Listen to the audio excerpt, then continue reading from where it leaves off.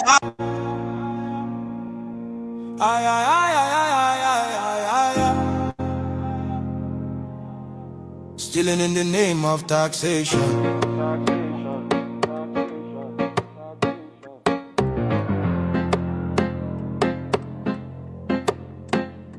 Shine your eyes, smell the coffee. This no be reform, now robbery with grammar. Then call them tax reform, but we see deception. Stealing from the poor under policy protection. Broad daylight robbery, pen instead of gun. Sign paper, drain pocket, tell us suffer small endure. People they struggle just to stay alive. Food don't cost, fuel don't climb. Yeah, them still they tax the hungry man. No accountability, no evidence of plan. Tell us where the money where you not don't collect. Roads they cry, hospitals they beg, schools they decay, use they roam, but tax money vanish, nobody knows the home. When hunger they shout, them add more load. When people they bleed, them still collect toll. Now suffering economy tax to death, and them call them leadership, God I beg. Stealing in the name of taxation, legal looting of the Nigerian nation. Stealing in the name of taxation, robbery with suit and documentation. Stealing in the name of taxation, no accounts, no explanation. Stealing in the name of taxation. Wake up Nigeria before them finish us. Why France? Tell us why France? Why attacks guitar they cross border by chance? Other African nations they cut them off, but Nigeria they rush go sign deals non-stop. Now whose interest no be our own? Smell them well, this thing get bone. Foreign hands on our revenue stream. Now saffroning system dressed as regime. We get experts, brilliant minds, economists, lectures, world class refined. We no need outsider to count our sweat. We no need Oyinbo to manage our debt. Weeks for France to plan Nigeria fate. Instead of home retreat, now Paris they wait. Every medical trip, now Paris again. After billions pour for clinic maintenance. Alphabet I don't show us the pattern before. Public money move private door. Now Paris fit on alphabet too. Collect our taxes for private few. Another pipeline, another scheme. Another legal looking money machine. Public funds enter private pockets. Foreign address, same old rockets. We still remember the bullion van. We can see your secret plan to steal from our national treasury and leave the people in penury. Something they hidden, something no clean. This closeness they worry, this tie they mean. Nigeria no be bomb, no be sale. Our future no go enter foreign scale. We no go forget the bullion van. We know the secret plan. It is a gang of looters. They are not real leaders. Nigeria for sale, no. Our future for deal, no. Our economy for surrender, never. Stealing in the name of taxation, never. Stealing in the name of taxation, legal looting of the Nigerian nation. Stealing in the name of taxation. Shine your eyes, Nigeria now. We no trust in Ubu's alliance with France. We no want another neo-colonial master. Nigeria is not for sale to Macron or France. Nigerians, let's stand together. Speak out now, before it is too late.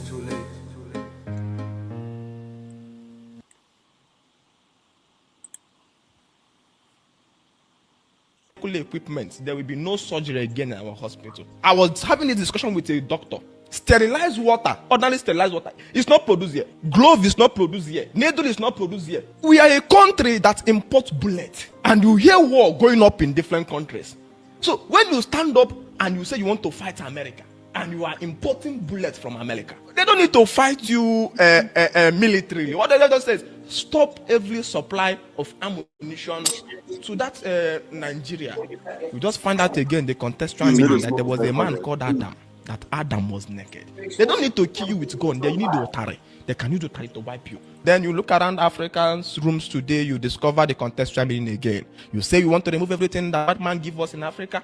You find out that your room becomes vacant in a twinkle. Both this microphone, everything, almost everything, both the bed. Well, that was one of the primary purpose that Western education is our big problem in Africa, that it produces youth who don't solve problem.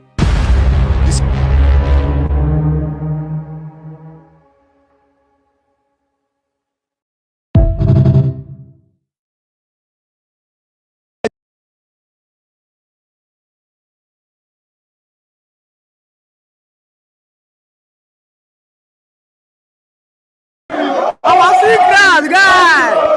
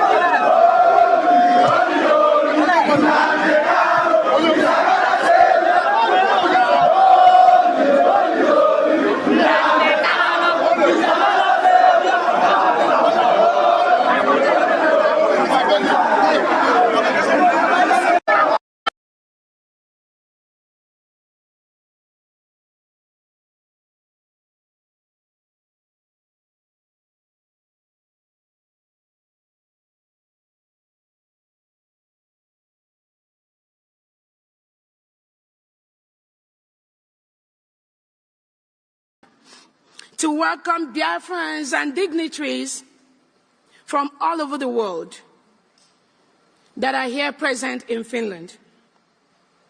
Last year, we gathered in Helsinki to chart a new course for our people and fight for our freedom.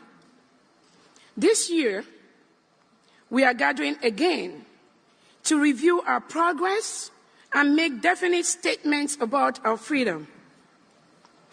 The challenges we face are still enormous, but one thing is clear. Because our angels, Biafra Defense Forces and resistance fighters, have discharged their duties with utmost professionalism, the oppressors have realized they can't kill their way out of our quest for freedom.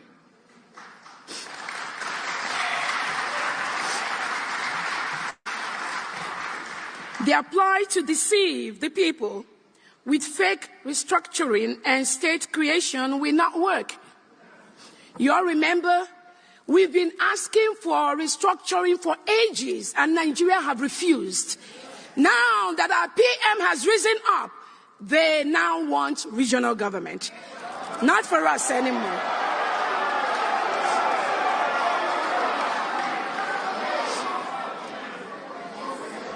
None of these ploys will bring back the thousands of Biafrans the Nigerian state have killed just for carrying flags or on mere suspicion of being an indigenous people of Biafra membership.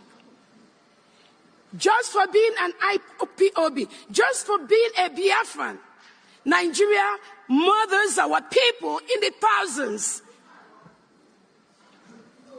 Many families have been rendered childless, motherless, and or fatherless by the Nigerian state.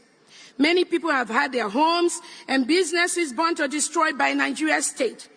Many more people have died as a result of secondary effects of the pain and suffering we have had to endure in the hands of the Nigerian state. My fellow Biafrans, as I look back over 3 years since the abduction and extraordinary rendition of our leader, Onyendu Mazi Nnamdi Kanu, MNK, and the severe suffering this act brought onto our people, I am saddened by the extreme cruelty the Nigerian state has unleashed on our people. We have endured a lot and stand to endure even more, underscoring our resolve to attain our inalienable God-given right to existence, freedom, pursuit of happiness and livelihood. Biafrans are begging to live. We are begging to live. Not anymore. Not anymore. The Nigerian state has been anything but an impediment to all these ideals. Hence our resolve to exit the enclave that has never been more urgent than now. I salute the courage of Biafrans in the homeland who have borne the brunt of Nigeria's state-sponsored cruelty, particularly those that have paid the ultimate price and their families. To the Biafrans in diaspora, I cannot thank you enough for standing up for your compatriots and being a source of hope for the defenseless people in the homeland who are victims in many respects, including loss of our collective wealth to a select privileged few who then turn around and denigrate the people as miscreants. This sorry state of the enclave is the primary inspiration for MK's fight for the freedom for our people, on realization that a fix within the current enclave and its institutions is impossible. In this regard, we initiated a self-referendum voting for our people to decide whether or not they support Biafra independence from Nigeria.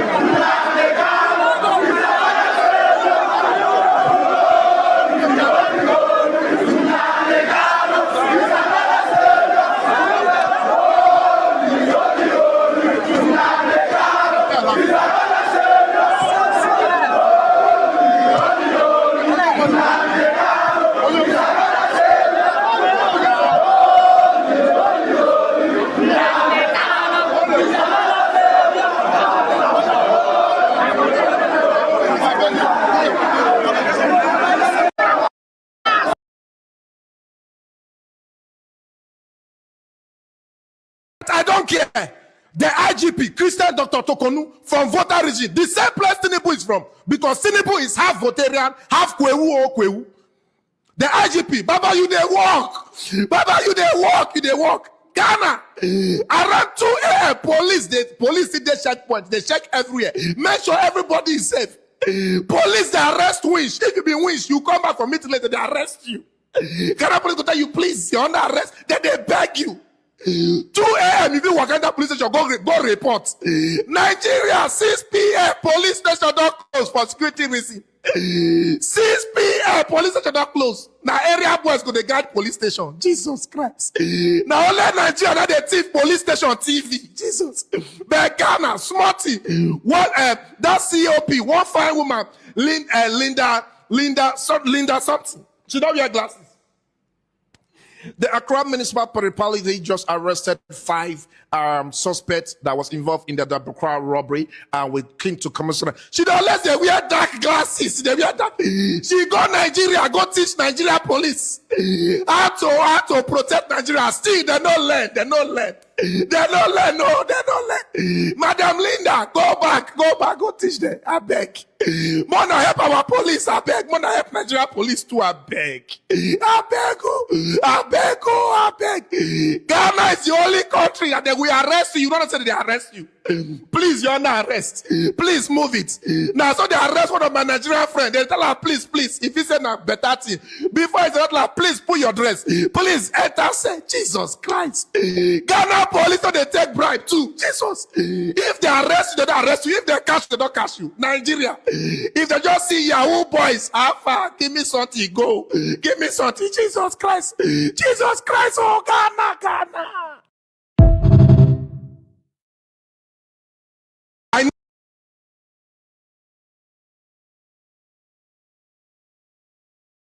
Fear before our enemies.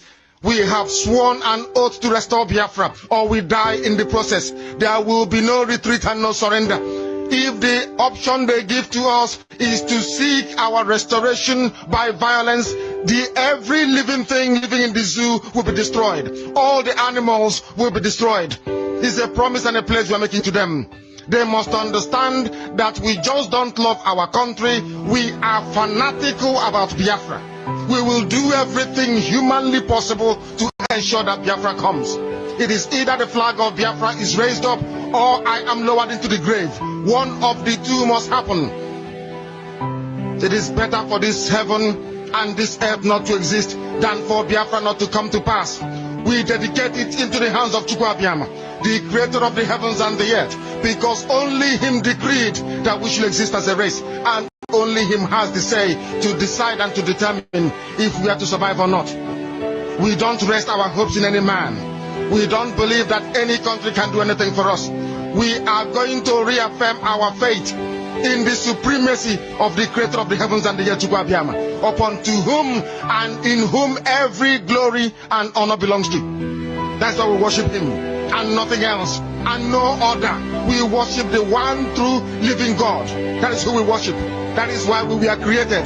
We are not like any other people. We have been chosen by Chukwu Abiyama to serve him.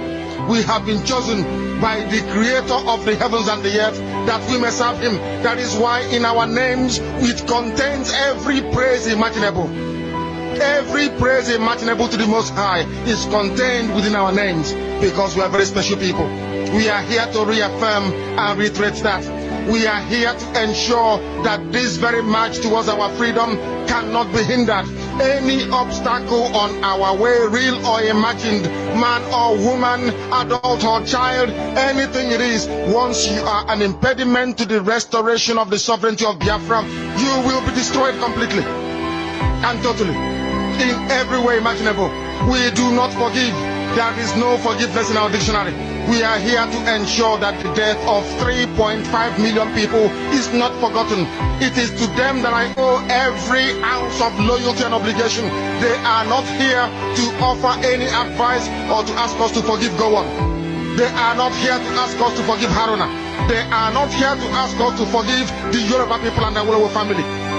The reason why we exist is to ensure that their memory, that they can never ever be forgotten, that their memory will linger on forever, that as long as man walks this earth, this world will remember the 3.5 million people that they killed, men and women that did nothing, children that were innocent.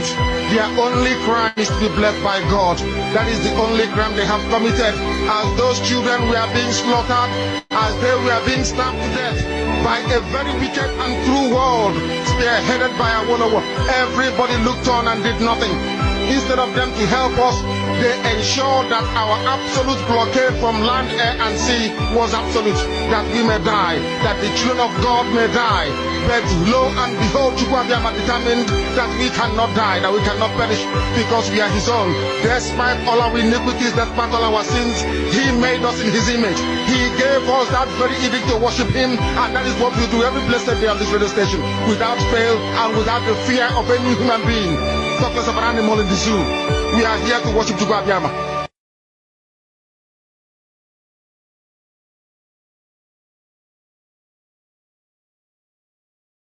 In your time zone, once again this evening, there is a news making rounds the whole internet this evening of what Chalengwamba for Soludo, the Anambra State Governor, said today, that anybody in Onitsha market that refuses to come to market on Mondays, that their shop will be completely shut down. And that this week, from this week till Saturday, is total lockdown, and the markets will resume back on Monday next week. And we use this opportunity to tell Anambarians, tomorrow you go about your lawful business. Soludo has no power in Anambra State to stop any sit-at-home. It has no power. Soludo has no power to enforce any sit-at-home in Biafran land. Biafra is gradually taking over their country. And remember, Biafra has been redeclared by Dr. Ngozi Orabueze. So, from the government of United States of Biafra, Dr. Ngozi Orabueze has issued a press statement via our ex-handle. All Biafrans must go back to their work. Every Monday remain sit-at-home for the civil disobedience of releasing Mazi Nnamdi Kanu and Simon Ekpa Njoko. The reason why we do that is because our leaders are illegally detained in Nigeria and in Finland. So tomorrow is a market day. We will continue this every Monday until the end of Mazi Nnamdi Kanu's the trial. Nobody can stop it. I see a lot of you writing rubbish on my comment section. I see this man that I respect so much. What's this his name again? I can't remember his name now. That is saying that sit-at-home for a very long time. J-Park, yes. His name is J-Park. Why are they fighting to stop that sit at home? Why is the government of Nigeria trying to stop that sit at home? They have jailed Mazi Nnamdi Kanu in order for that sit at home to stop. He refuses to die a natural death. They have started coming out. Caution your your illegitimate governors. Caution them. JPAC, caution your people. JPAC, Gwandibe Soludo. They should not put hand in our mouth again. Let them respect themselves. Mazi Nnamdi Kanu must be released until that sit at home stops. Soludo has no right to stop any sit at home every Monday. And he has no right to instruct the marketers not to come to markets at a particular day and particular time. He doesn't have that right. It is only the USB government that has that right. So Soludo should know that. If Soludo continues like this, JPAC, we will disgrace his children in London here. So tell him that we are standing with the people. We are standing with the Chanja market. We are standing with the market in the whole of Anambra State. Soludo has no power, legal right to stop anybody from exercising his due diligence. This government, look at the people that they are coming to instruct on the Watalombo, people that suffer, people that went through turbulence to make those money that they use to put market in their shop, and you now have the effrontery to instruct them not to do that business. Asigekwa, you can't do it. It can never happen. Biafra, we are taking over. Tomorrow, return back to the market. If any Biafra goes down by the barrels of the guns of Nigerian terrorist government, Wallahi Soludo, you won't see it coming. You will not see it coming. I swear down. You carry security, cover yourself, and now expose these people to danger. Nobody should come out every Monday, sit at home and do your due diligence. Mazi Nnamdi Kanu must be released before they start talking about the end of sit at home. So from here to me, to Biafrans, tomorrow is work. Go to your market and sell your market. This is the same Soludo. When Obogu market was shut down for 8 months or thereabouts, he never spoke. The government have paid him now. They have instructed him because they are failing in every way. They have paid him now to come out and instigate violence. It's not going to happen. It can't happen. Will never happen under our watch. Biafra has been redeclared. And that is the simple truth. So tomorrow, Biafrans, you will come out and do your jobs. Thank you. May God bless you people from here. We stand with you people. Nothing, they can't do you anything. Oh, wait, if I am, it's just empty threats. They can't do anything. If Soludo likes, let him try it. Let him try it. To lock anybody's shop. Let him lock any Biafran shop. Tomorrow, all of you should march to the market. He has no power to do nothing. Nothing, I said, nothing. Thank you, Biafrans, and may God bless you people from here.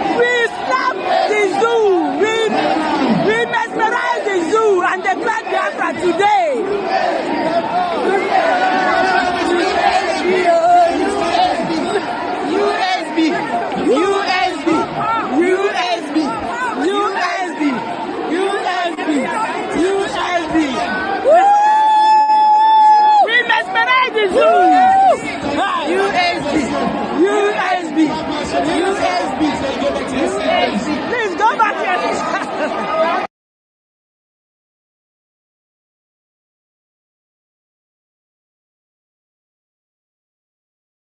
For the people, the kingdom of God here on earth had to go down, and the government of this world shall be upon the shoulder of USB. Hashtag USB to the world. USB in the morning, USB in the afternoon, USB in the evening. That is our testimony, and that is our redemption, and that is our liberation. If you refuse to fall in line, with this USB, Ifukwana, that is the only saving grace. Apart from USB, any other hope, you know.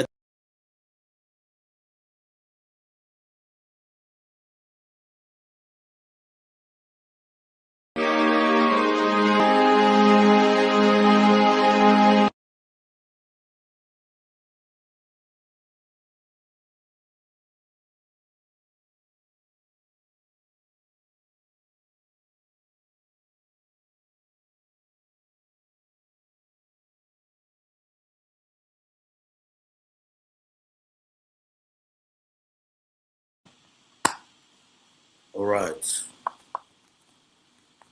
Greetings, lovers of freedom all over the world. Greetings, genuine Biafrans all over the world. Greetings, children of light from the rising sun all over the world. Umuife, I greet you all. I salute you all. And I welcome you all. In the name of Chukwuka Abiyama, the King of Kings and the Lord of Lords. Ubinigwe Biafra. Onye anyị ji aga, onye anyị ji aba mba, onye na-edu anyị ije, onye na-echebe anyị, onye na-protect anyị, anyị na-ebuli ya elu, anyị na-asọpụrụ ya.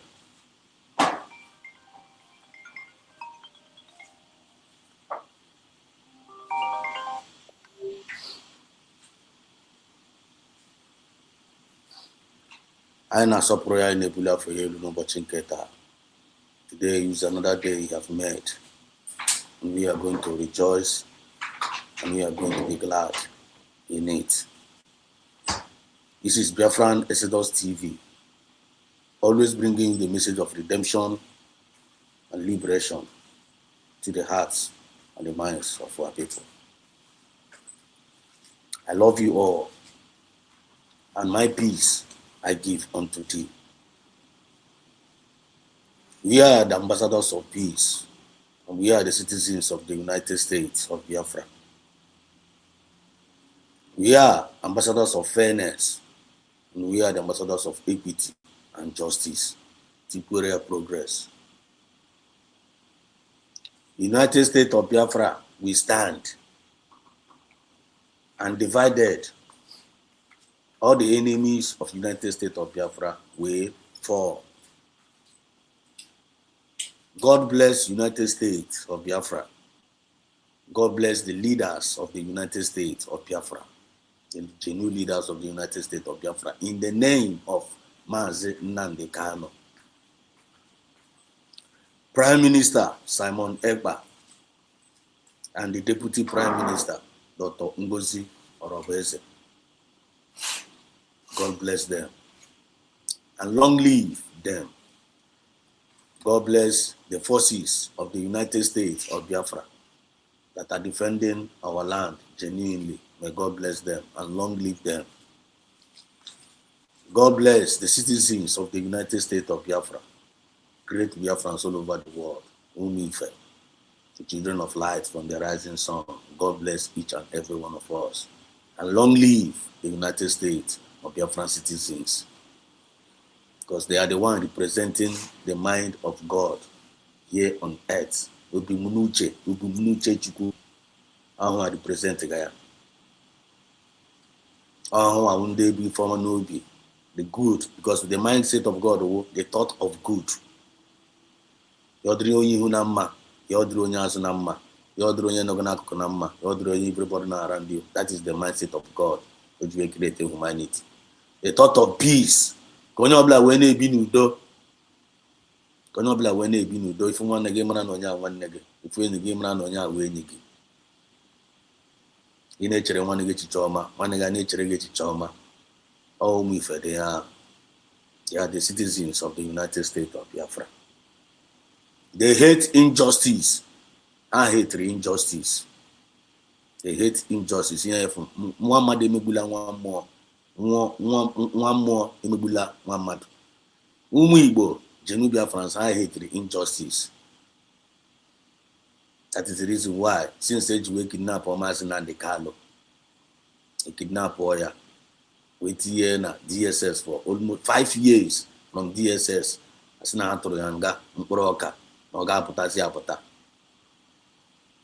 Ndị Igbo hate such injustice. Anyị hate ya, anyị kpọrọ ya asị, kpọọ ya asị, kpọmie ya asị. And we hate violence. We hate violence. And we're under the violence. But don't push us to the wall. If you push them to the wall, they will react. And when they will react, On a very, very disastrous. On a very, very dangerous. I know I can't about also sincere. But the world don't want to listen. And then the Nigeria, even Nigerian government, they don't want to pay attention. But as we speak today, they must pay attention. And they are even paying attention now. They don't have any other attention. They will not have any other reason. They must pay attention. And they are actually paying attention now.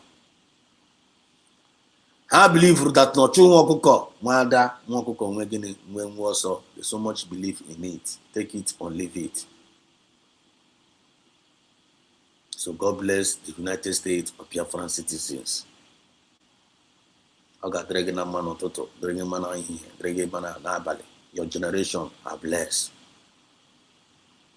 Because I hate it for job. We may not be perfect. We may have some weaknesses among us. But I not to Chineke, I'm with a conscience. I'm with a conscience. Ara 100 Nigeria na aye, like kind of honey feeling na ayara. I talk ye bara, I'm paniking ayara kahawa. If I'm in Kara and Kaiwan, Aran Kaiwa Karara and my chowe yara. But the reason why I'm saying ayara because who don't I get baramonage. I sagara, who don't I get baranya. You don't believe in his Samadara. But I don't know his Sanyara. And I sayara. And I need to go Haji. Usini yara ya no na ara ono na Israel now. Asikwa ka Israel ni aba. Unu ye buni kwa nkanye. Still yet, I hear about Arana Ganiru. As we speak, Mazna Nekalo said, the level of our madness is entirely different from their own level of madness. Oh, I know another one ago. Only for season ago. Obinigwe na ago.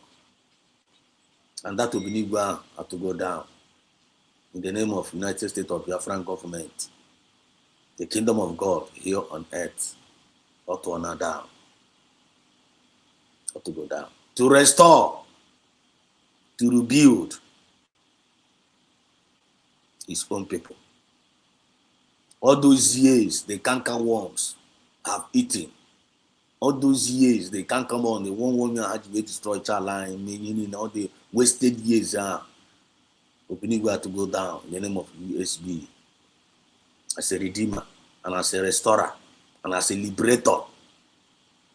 You have given us so many signs not to go down. But when they are for sign when they are the time and this is not when they are trying water, you can't look at yourself. We see about and you see about where poor. You don't care to know. But those that are born of the Spirit, the carnally minded man cannot understand the things of the Spirit. No matter how each for our zere. To those that are born of the Spirit, hammer that no mas na o Chineke na send the mas na nikalo. One no one idea not to go send the mas na nikalo. Sending of mas na nikalo is a very big sign na Chineke na no anye. Because I am going to send you a son. He's going to come to redeem the world. The government of this world shall be upon his shoulder, and his name shall be called Emmanuel. One in a mas na kalanya here. On look like you, like an Emmanuel. Is it not an Emmanuel to you? Is it not God sent to you? When you also the Kamazana Nikalo in Nigeria, when any other person, God sent him to us. And now look at what the name Maznan Kalu is causing in Nigeria. Look at what the name of Maznan Kalu is causing in the southeast. As we speak today, right now, right here. Southeast Gitana and Anambra State now. State Guana. Ochun Wakoko, Mwada, Wakoko Wegini, Mwenwoso. Soludo, Biafran Spirit Abolite, Achinitene Okwelu. Biafran Spirit Achinitene, government Soludo, Okoya, Nelu. Because Motakiro of last na Papaya na Mamaya de Himura. Motakina Haki. The people that have decided on their own, Kahana no Mahanolo. I will not remind Nigeria. No, because the purpose of that sit at home was really sit at home and just video. Only consul sit at home. Our people no Katan decide us not to name sit at home. Only consider that only that is the of that sit at home. There is a genesis of that sit at home. There is a genesis of it. The genesis of that sit at home, Urogene, Maznan Kalu was kidnapped all the way from Kenya. Extraordinary rendition to Nigeria. That is a crime against humanity. One of the highest crimes against humanity. Nigerian government committed it against our own brother, our own blood, our own leader. The one that loves us so much, the one that cares for us so much, the one that brought the message of redemption and liberation to us. They kidnapped him. Ghana, Kenya got kidnapped. Obatana, Nigeria. Ora se nwere terrorists ndị juru gasịrị n'ime ọhịa, bandit juru gasịrị n'ime ọhịa na-akọsụ hapụ na-egbu ndị mmadụ na-ara ọbara mmadụ na-akwụpụ mmadụ isi. Nigerian government agaghị aga kidnap ya. Nigerian government agaghị aga mee ha arrest. Nigerian government agaghị aga kpee ihe ikpe.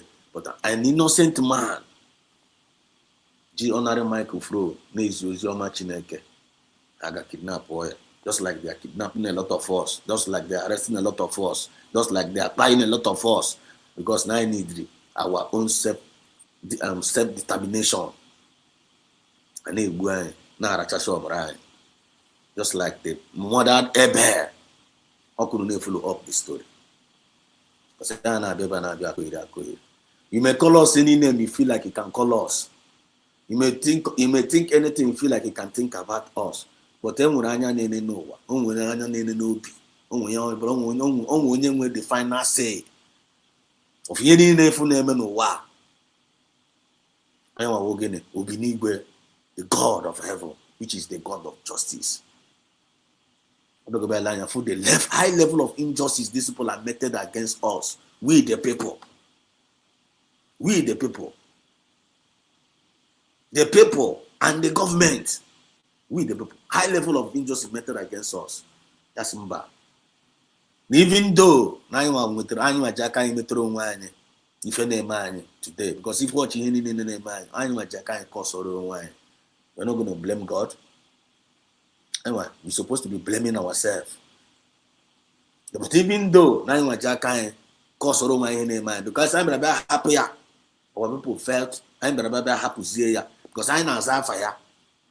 You're the one answering his name. I'm going to covenant with Obinigwe.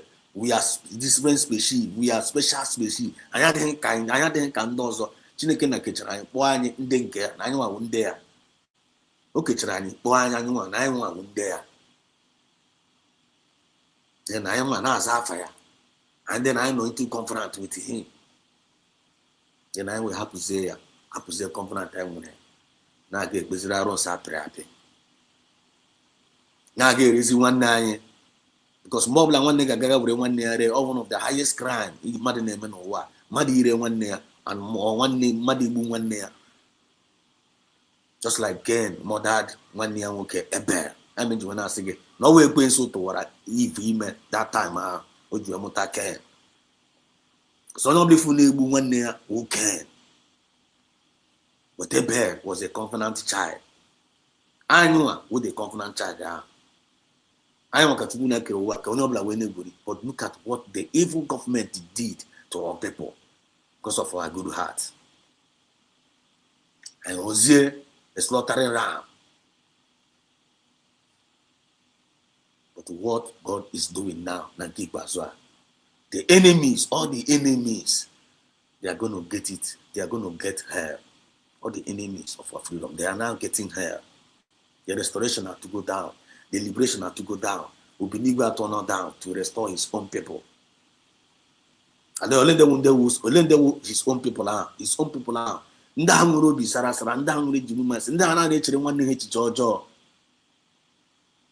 Only way Biafra, you only check around 1 Georgia. You are the restoration is for you. The redemption is for you. But only way Biafra, you only with somebody nature 1 Georgia, one way or the other. This restoration I find in Ethiopia is not for you. It's not going to be for your family. It's not going to be for your generation. Yeah, the very, very simple. Yeah, the very, very simple. You and I now utter this simple truth. And this simple truth, we're going to take it or you will leave it. And now you take the truth or you leave the truth. If you take the truth on your barrage, then you refuse the truth on barrage. You make the decision and the choice.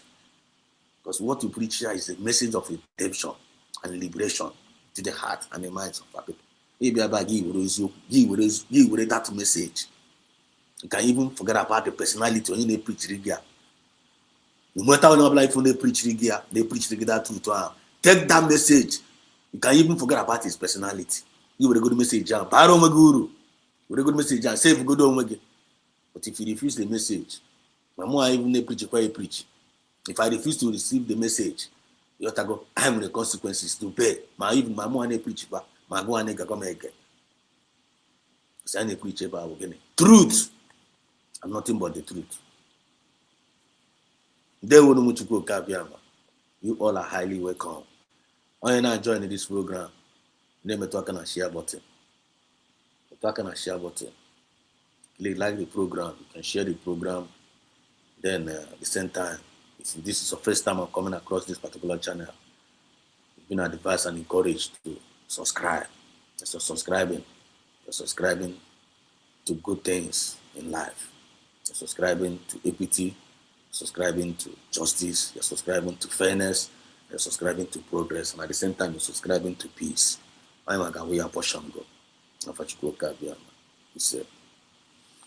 Today we're going to be a very, very brief broadcast because we have a very special program tonight.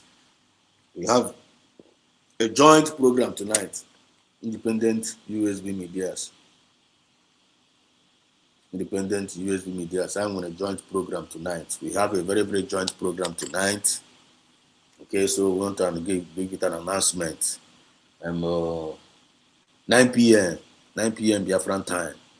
9 p.m. tonight, Biafran time. After this program, I'm going to connect in that program. We all are going to jump together and I give it up together. So, to relate with our people. We're going to talk about matters that are rising in Old Anambra.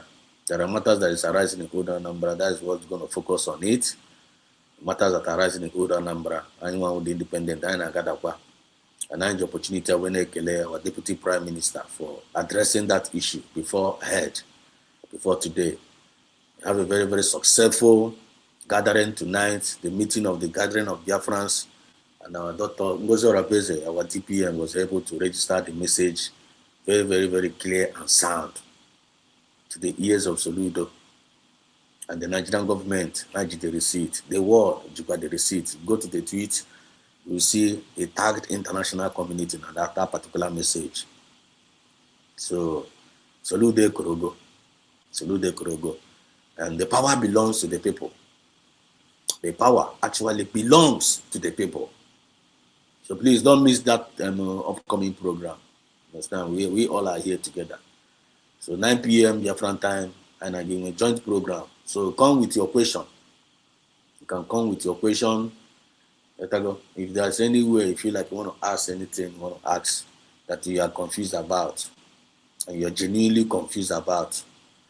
If you are genuinely confused about it, come and ask your question. But if you're not genuinely, you only just want to ask stupid question. You want to come and ask one nonsense stupid question. You know him fully well, you know the truth, you want to ask. One day, we go to connect you. We're just going to abag is to the program is supposed to be an hour. You don't have time for nonsense. You are marching forward. You are not moving backward. Every spirit or any spirit that's going to want to bring us backward, and buy a boot. They come to our program to come and ask stupid question. A block or goes in hour. If you want to ask question, ask a reasonable question. Then you will be given a reasonable answer. I'll try not to even away man. But they want to go back to their homeland, to go and develop their place. We need to save our future generation. We're not going to pass this suffering to our next generation. There are men and women that are laboring day and night to make sure that we're not going away tout, going away mediocre, no way anything in our sacrifice. And you want to come and render everything useless with your stupid talks and your and we're not going to allow you. We're not going to allow you. The people have taken the power. And the people want to take over the power by their hands. People are the government. Government is meant to serve the people, not the other way around. Government is meant to serve people, not the other way around. If you are government, one you gotta serve your people. Good. Your people, you must serve them. You gotta serve them. That is why they appoint you to come and serve them. That's why they appoint you to come and lead them. Lead them to where there is good. Lead them to where there is safety. Lead them where there is. That's the Lord is our shepherd. If we read Psalm 23, he said, the Lord is our shepherd. We shall not want. We shall not again want. So the Lord is our shepherd. That means leadership. Leadership. Ọkwa Chineke na kwa nwe ụwa ya ka ụwa ma ndị ọjọọ ma si na ma ndị ọma ọ na-enye onye ọbụla ndụ ọ na-enye ọbụla mmiri anwụ na-acha ọ na-acha ma ndị ajọ omume ma ndị ezi omume akwa ya Chineke na kere ụwa na ọkwa nwe ụdọ ọ na-enyere ndụ ọ na-enye etudo ma ndị ajọ omume ma ndị ezi omume ma ndị ara ma ndị ndị ma ndị si ọ na-take care of everybody. That's the leadership. Yeah, now in the limited form, the Lord is our shepherd. We shall not want. So government is the leadership. They're supposed to be a shepherd. The government is supposed to be a shepherd to their citizens. And then you have the staff, to a shepherd, then staff. Shepherd, then staff. With the staff, on the guide, atụrụ chọrọ ịga side ya were ha ngwa gaa n'ụside atụrụ aga side ọsọ gaa n'ụside atụrụ ọ na-elid ha ebe ha ga-ata ahịhịa ndụ. The shepherd lead ebe ha ga-enweta gị na ahịhịa ndụ. So as the government of the nation, of the government of the people, you must lead your people well. You're not going to a shepherd ọbụla ga zụọ azụzụ atụrụ ya were atụrụ ya like this lead ha to ọkụ or lead ha to ebe anụmanụ ọjọọ ga-adọgbu ha. Onye nwe good shepherd, onye nwe bad shepherd. So as a government, you must play a role of a good government to your people, so that your people will be happy, so that people will celebrate you, so that people will do the needful, so that people will be there for you. If you are there for the people, if the government is there for the people will be there for the government. Go and check every good government, every good leadership around the world. There are people, they are happy about their government. And are they happy about their own government? My government are really good. Bring it down to our level. Gagodo na Abia State. Watch Godo Union can media or the Mumbu Emire. Gagodo dia. With all the conscience here now. He may not be a perfect man, but at least he's serving the people. And the people, are they complaining? They are not complaining so far. Bobby for me, they'll begin to complain. Look at Soludo. Look at Soludo now. And I got there. If you go the message in our passing on, our government have addressed it. And we, the independent media, we still want to talk about it. I about to pay more. So come with your question tonight, 9 p.m. Biafran time. Mazi at Read TV is going to be there. Our professor, Agano, they are live and direct. Understand? And it's going to be, the coordinator of the program. Mazi at Read TV. One that's Simon Epa. That is doing a very, very marvelous job. Wada za Simon Ekpa. Is what they are done there. Original. And then another Simon Ekpa. Enough. Is what Deborah for a time. Another Simon Ekpa. What will Deborah go? Or the field with Biafran spirit. Well respect. They well organized. They are concentrated. They focus. Unlike Adando Ocho. Unlike Lazuba. Chineke Naji. Ada Simon, where replace Sarah Lazuba. Because Biafra when a mad, Biafra spirit when a mad. You may guy, you choose the one also. So Ada Simon is going to be there live. You're going to hear from her. You understand? It's also one of our coordinators there. So Biafra Nesedos TV, gonna quite there live. Gonna quite there live by the special grace of God. You understand? Rose will be there live. Mazi Rose. Gonna kunde Nigeria Mbangmane Luishi. Simon Ekpa, the junior. Oh no, I'm there. You go. Mazi Kai TV, gano kwa there. You go. Ogano kwa there. You go. So Mazi Humble Lion, I know around now. Not around now. So it's gonna be around. So not around now. Just like Ezekune was not around. Understand? So I want to ask where no, there's gonna be anything, they're gonna be around also. You might any find about this program, it's all about time and chances. If you make yourself available, then the Biafran Spirit will use you at the same time. One or two things on about. So you will need to comply and work with people that are also around. You're talking my point. This movement is not about an individual, it's about we the people. Mazinan Kalo was not around, the thing still moved on. PM Samnepa, Nokwa he was not around, the thing still moved on. The Dongozo Bomono Quara, Onyozaga Patakwa, Mamano Quarando now, Onyozaga Patakwa. You're talking my point. Only Capital going up Patakwa, Caraqua the doors. So this is not about an individual, it's all about we the people. And it's all about time and chances. When I'm like, time he play a role, go get shift, only play a role here. But what matters, why he play a role, if I get you to take it. That little time I need play a role again. If I get you to take it, I get to take it for all Loma, I get to take it with all our joy. That is what really matters. So our people, they are sacrificing, we all are sowing our seed, and then I come Roma, and then I come Rojo. We are frantically checking each and every one of us. And as we are moving, we are progressing. So we've been encouraged to be tonight's program. Continue to pray for we, the people, the independent media. Snake Brian, if I name draw easy, or by His grace, we are doing it. And no one want to wine, or be a frantically to So if you feel like what we are doing a good job, is beginning to pray for us, encourage us, support by clicking the like button, share the program. And those that are also bringing super chat to help the pro, may God bless you immensely. We really appreciate you people. You guys are noble. You guys are great. From the depth of our heart, we appreciate you. River run dry, we pronounce to you. Preserve, provide for you people. And then we so much appreciate you guys. We love you guys, and we appreciate you guys. God bless you all. We feel you. And we'll continue to earn it. We'll continue to increase the grace.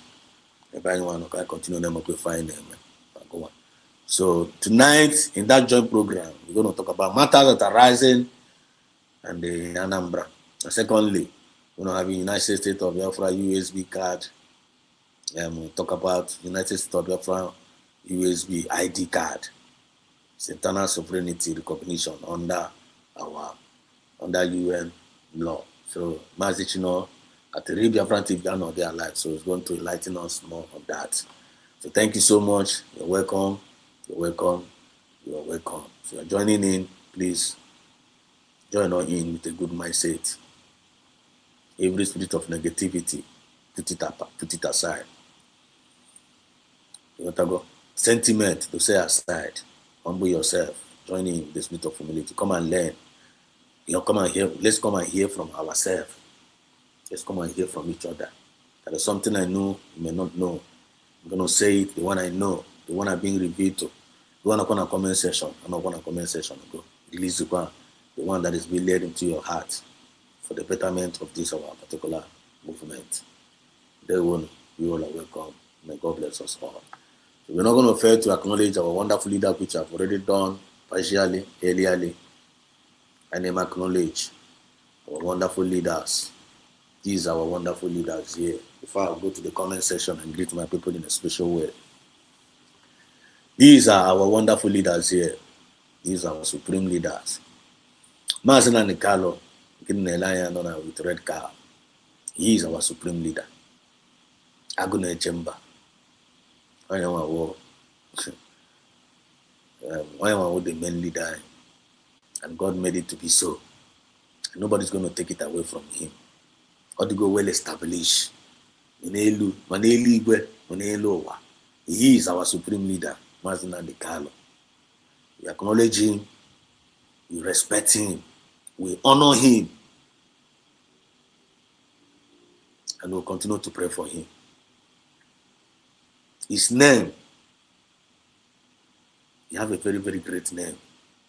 Nnamdi Kanu, supreme leader, Ohamadike one of Biafran land. Look, we are here.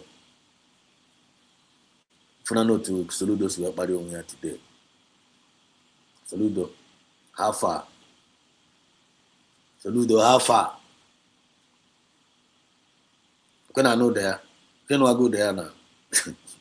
If on any, never decided what I never decided what I'm not. So I can no sit at home every Monday in remembrance of Mazin and the Carlo. Because you see people on the street going to protest. They will kill you. If you come outside, you want to protest your grievances as a citizen, they will unalive you. They say, okay, about happen on the street. See, can protest on about mad. I know they no line. May sit at home every Monday, at least in remembrance that no age, no skin pen. In remembrance, you people are still holding our leader. Let us be in our houses. Honor this our leader. In protest, which is the legal right of every citizen. So they must not do that sit at home. I remember they have been fighting this sit at home for almost more than 3 years now. They have been fighting against this sit at home. But this sit at home is not ordinary sit at home. It is divinely orchestrated by Obinigwe. This is a divine sit at home. Until the reason why you sit at home until Mazdan Kalapota. That was the agreement. People have already understood this agreement that now until Mazdan Kalo comes out, before they sit at home, they will stop it. And don't Mazdan Kalo get Jack Yakosia. The person that had you remember where now was no one when the mandate. It's only Mazdan Kalo have the mandate to stop sit at home. No other person have that mandate in the whole Africa, even in the whole that Nigeria, even in the whole world. The whole world sit at home now. They can't stop that sit at home. The only person who had the mandate they could sit at home now Mazdan and the Carlo. I want when you guys say let's sit at home, stop today, give it sit at home. I could say just like Jesus Christ said, peace be still. Mamas dan kala all Jesus are in there.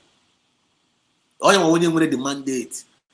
All you want when you say peace be still. Now man sit at home.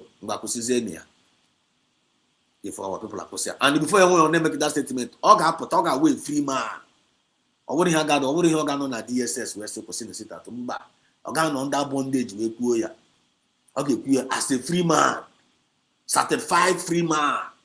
Then never confirm on no potago, not to go certified, not to go free, totally free. Then you obviously was here and saying, no mona, you won't know that you are potago. Sit at home. Before we now stop sit at home. Apart from it, nobody can. No one got to sit at home. Saludo, do you get the point? Saludo, are you getting the point? The people are speaking. This is the voice of the people. It's not the voice of an individual. You know our voice is us. You know our voice, no voice guy, or voice any person, or voice to beat you for Christ, or voice is the gosa. This is the voice of the people. The people, we the people. And speaking, every other person is speaking. And we agreed. This is the agreement of the people. It's not agreement of one person. So there is nothing they can do. There is nothing Nigerian government will do to end sit at home. As a matter of fact, but the reason of mistake now, but the reason of this simple mistake he made now, he have now gingered that sit at home more. You have now gingered everything now win for everybody for Abraham. Mazan Kalwe, Chineke user were popping the Nigeria. The more they are keeping that man there, the more they are making a hell of a mistake. On what we were like, this our brothers will call this Akuko. JT, Prince JT Galare, Ngabamta here, on a very, very good, perfect analysis of this. But meanwhile, we are acknowledging our leader. Mazin and Carlo, we salute him, we respect him, honor. We love him so much. It's whom we love running with. We can never fail you. We, the children of light, will never disappoint you, Mazin and Carlo. We promise you. We're not going to disappoint you. Umefulefu can disappoint you. They can disappoint you. IPOB Nigerian DOS, they disappointed. They sold out. CROC nonsense, they sold out. Brigi Umokoko, they sold out. It was Rike and Andutua, they sold out. But the children of light from the rising sun, right from the when they are following Mazina the Kalo, they have never sold out. Anka Sokwa Nanga, Anka Sokwa light anonymia, Anka Sokwa that anonymia. We are not betraying, we have never betrayed this struggle, and we are not ready to betray it tomorrow. And then we hear one night now this struggle, and no, our DNA, one night. Only in the movement you have committed a very, very big sacrilege, and you must pay the price. Or come on, be the confession now. Or come on, have the confession. And I saw it very, very clear. They were shouting and they were crying and they were, please, they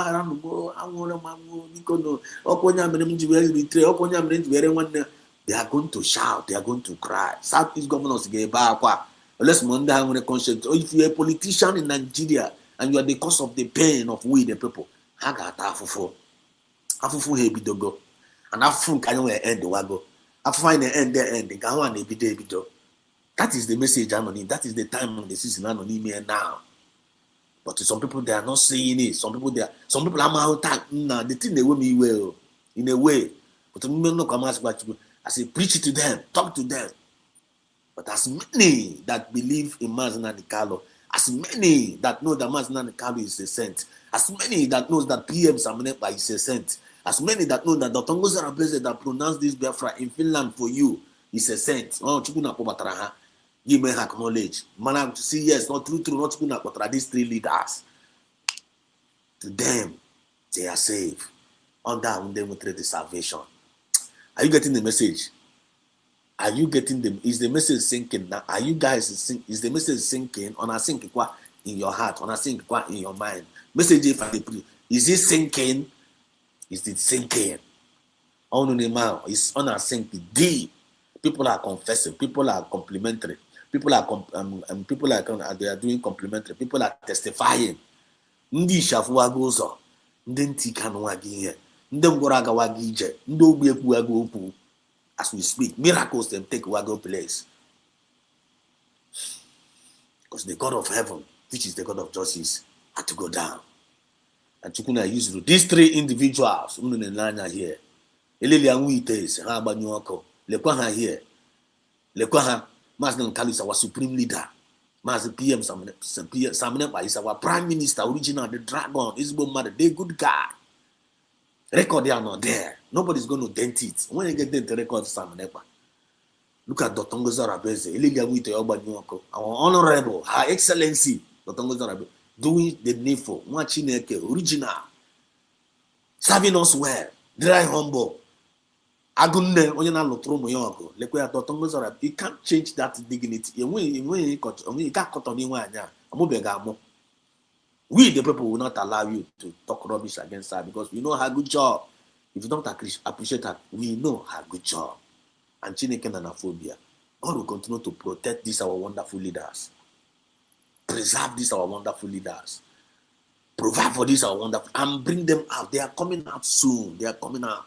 Mazina Nikalo is coming out. P.S. Samanepa is coming out. Mazina Nikalo say this, Mazina Nikalo say that. Where are they today?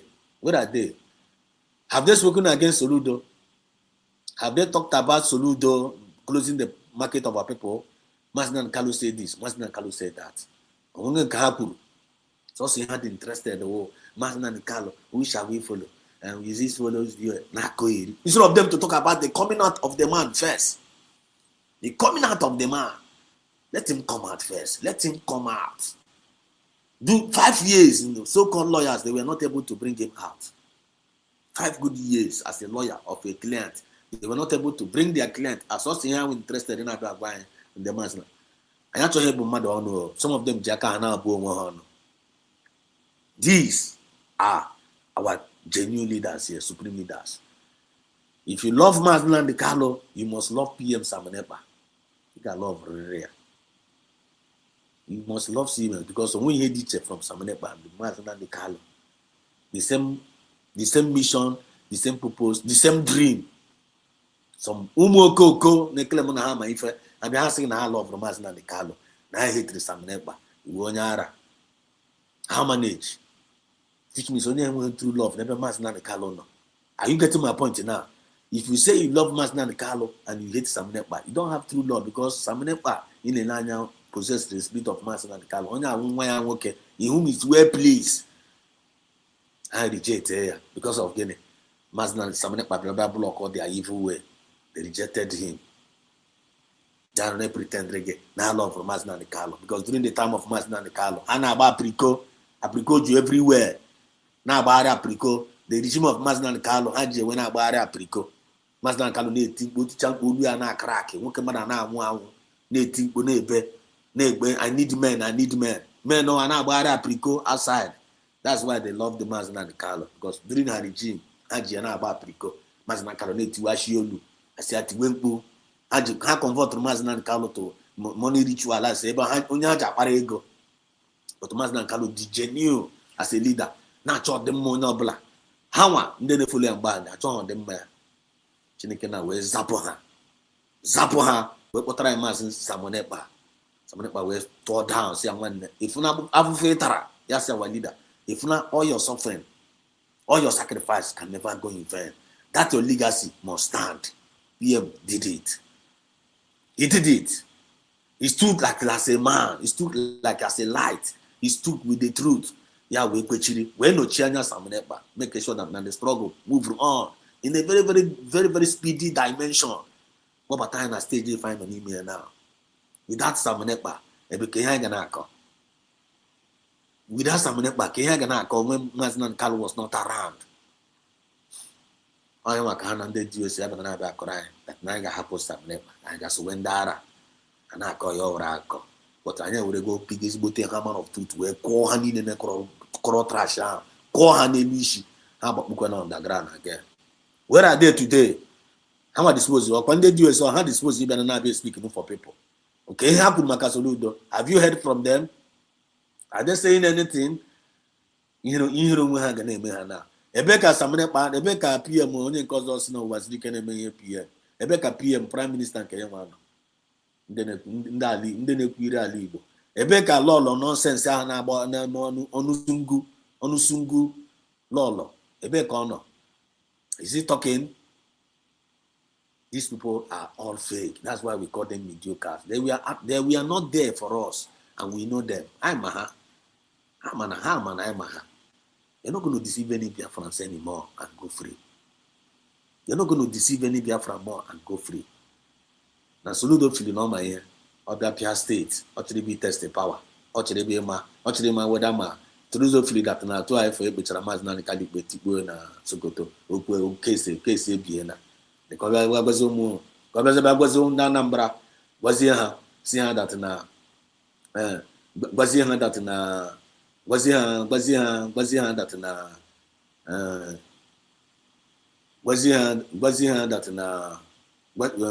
that now. Every Mazinani Canon Nasukoto now. The Mazinani Canon Nasukoto now. Now, Ukuabuna, when I black them end of sit at home. Gas was in here. Case closed. You won't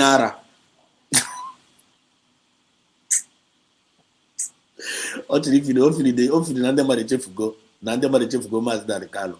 Or see Biafra State no cham make test. Kitana up go back chief cheterendeba in the way he way. Kitas no can put us in the street. Mazinani Carlo name now the pana times 7.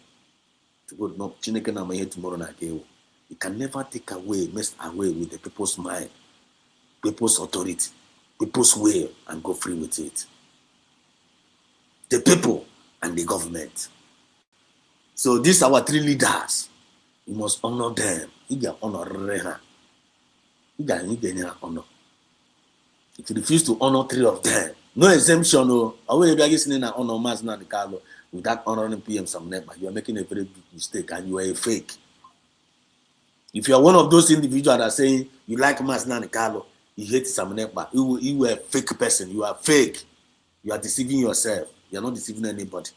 Then you already will set up people and then say, you love someone, you love Mazinani Carlo, and you love PM, I love Samunepa, and he hate that one new is with fake.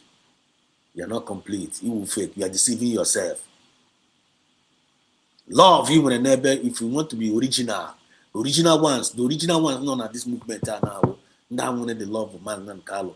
Samonepa, and the Otongoza Rabeze. These three individuals are that were genuine leaders. Take it up, take it down. You must love three of them. No exemption. No, you must. You know, any memory I'm gonna have to wolf here. But let's me know any memory. You know, any memory I'm gonna mother. You Trinity. Just like you cannot separate the Holy Spirit from Jesus and Jesus from God. That is the same way mother attacks whether you are not going to honest truth. Nothing but the truth. If you go against this three individual, that this Biafra movement, you are going against divine mandate. You are going against grace. And you will be disgraced. And you will become an impediment. Once you become an impediment, that person that is totally destroyed. May he never be your portion. He said, you acknowledge them. Long live these our genuine leaders. He said, I'm just rushing it because of our upcoming program. I'm just rushing it. So just bear with me. Solid to each and every one of them. They will know There we go. So let me go straight to the point and acknowledge our brothers and sisters in the comment section. Like a very, very special way. On your brother face today, we'll Candy, cheers or Candy, you're welcome. God bless you. So man just said us, they will see you. See you. Then David Donny, you're welcome. I see you. You're welcome to the program. Good morning from here. You're welcome. Say good evening, my big brother, and there. Good morning from here. You're highly welcome. David said up USB, and he also said hit the like button. Hit the like button. Say hit the like button. Hit the like button. Hit the like button. Hit the like button. Hit the like button. Minute. Hit the like button. Hit the like button. Hit the like button. Hit the like button. Start the program. If you've never done so. Start the program.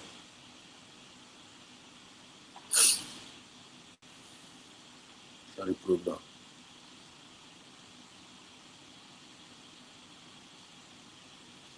Yeah, hit the like button. Only hit the like button. Hit the like button. So share the program to any WhatsApp group of your choice. This is a very, very important message. Our topic tonight is the people and the government. The people and the government. Even the thing itself, the source of the topic alone, you got what I offer, man. This was one of the disposing my role here. The government disposing my their role, the people disposing my their role. And the United States of the Biafran government, everything is perfect. So Candy also said here, he said, you are doing great. Please keep up the good work. We appreciate you. Wise one, blessings and protection. Thank you so much. I appreciate you. Appreciate you too. Thank you for this wonderful comment. Candy, really appreciate it. Appreciate you. Thank you so much. God bless you. I like this kind of words. On a ginger mat. On a ginger game. I don't know what the feeling and what the it brings encouragement. On a with encouragement. So I like so much to like this kind of word. I really appreciate you. God bless you, man. Almost help Biafra. Esther Ekusa, one of us, is Deborah's. He says, almost help Biafra USB. Good evening, great Biafrans. Well done, Mazi Love. Welcome to the program. God bless you. Good morning from here. Then Esther also said, please share. Please, Biafrans, has everyone heard about Mazi Ombola? You go. I'm a question. You're going to see her. You will see him, okay? You're going to hear from him. You're going to hear from him pretty soon. Don't worry yourself. He's okay. Okay? You're going to hear from him very, very soon. I want to just be focused. Continue to pray for him and pray for each and every one of us. You need to find more time and chances. You're going to hear from him, okay? Okay? Yeah. I'm beauty for Christ. Good evening, man. Exodus TV. What a marvelous day we experienced today in Old Anambra. Gradually, we are possessing our possession. Glory be to God. Yes, you're right. Our people are in control of the land. Our people want the land. Also, we don't want Anambra. Our people are in control of the land. and they are doing the needful. I wanna if they I wanna have bank it soludo another government with another government with the and then Anambra with the first son. So Anambra with the head. So our people of Anambra, they need to tell Soludo that now they're too small. Soludo is a puppet. How will a puppet go? The time of the puppets are over. Time on the puppet, time happened now. This is the time of the people. This is the time of the people. No more the time of the puppet. Every puppet probably for no one in now. Are you not seeing it? Every puppet in Anasobu now, even a Fulani Caliphate, they are puppet. Senior puppet. Fulani Caliphate, the Fulani Caliphate, Fulani, 9 years ago. Or puppet can have, but in Kahama, senior one, prefect. I don't let them make puppet on the UK, Britain, man, have puppet. When they got over in Nigeria, I won't get an account. Oh no, I can't trust you. You don't trust Igbo. I want him now. The Britain were under Fulani. No, and the Kotawara in Nigeria, we give you power to take care of other races. No, I can't trust you. There's a different can they UK trust. They go a robber. They're gonna dance to their tune. So that can they guru resources in there. Then can they Fulani na swine apple?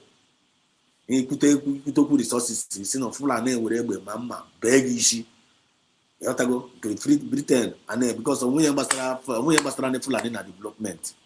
And they don't know technology, they don't know science. And they cook science, and they cook technology. So say I'm a woman. No one give you AK-47. So say the Fulani need the AK-47. Bunya AK-47 na mgbe na bomb. I want here need. Inya na the Fulani bomb na egbe. Man the gaga bia buruwe ni no kpuru ala. Just ala. Yini no kpuru ala buruwe no nya anya egbe na mma. In ha na egbe nye ha mma. Onye suffer. So ha like igbu mmadụ. Ekago, onwe ha na-atọ ụtọ ka igbu ndị a si igbu mmadụ bụ dị ritual, ha na-egbu mmadụ. Ndị a wụrụ human being. So on that ka ndị UK, Britain ga-aga wụrụ ọchịchị nye. Si alekọtawara ya anya. Another second people ha trust kwara bụ ndị Yoruba. After Fulani second cities now ndị Yoruba. Because ndị Yoruba self na nwanne na dance to their own tune. But ndị Igbo jụrụ ajụ si na nwanne Fulani nwa ndị Britain na anya ga-akpụ isi ala wee nye unu. Anya ga-arachachi unu ike. Ọrụ ma nwanne anyị ma ife ọma anyị dị progressive ihe ha ma anyị ma ya ihe ndị UK ma anyị ma ya ihe Britain ma anyị ma ya even anyị ma ya karịa ha nwa. Because we are special people. Ndị UK si onye anyị kwuru oke na-achọ ịkpụ isi ala wee nye anyị. Ndị UK wo King Babylon na anọ all UK dị ya in the spiritual realm all the Babylon current Babylon. Ndị UK wee si anyị unu achọghị ịkpụ isi ala wee nye anyị unu awụ ndị Igbo unu achọghị ịdịrị anyị loyal. Okay, we shall see. We shall see. And I bound down our walk, neighbor down neighbor, and now we're I say, I'm not so going to neighbor, Madina. Lying with you, you're so going to neighbor, and I am making Boishala when you know. I was going to neighbor and neighbor, and just something I should drag me shake and I bet make on the body. On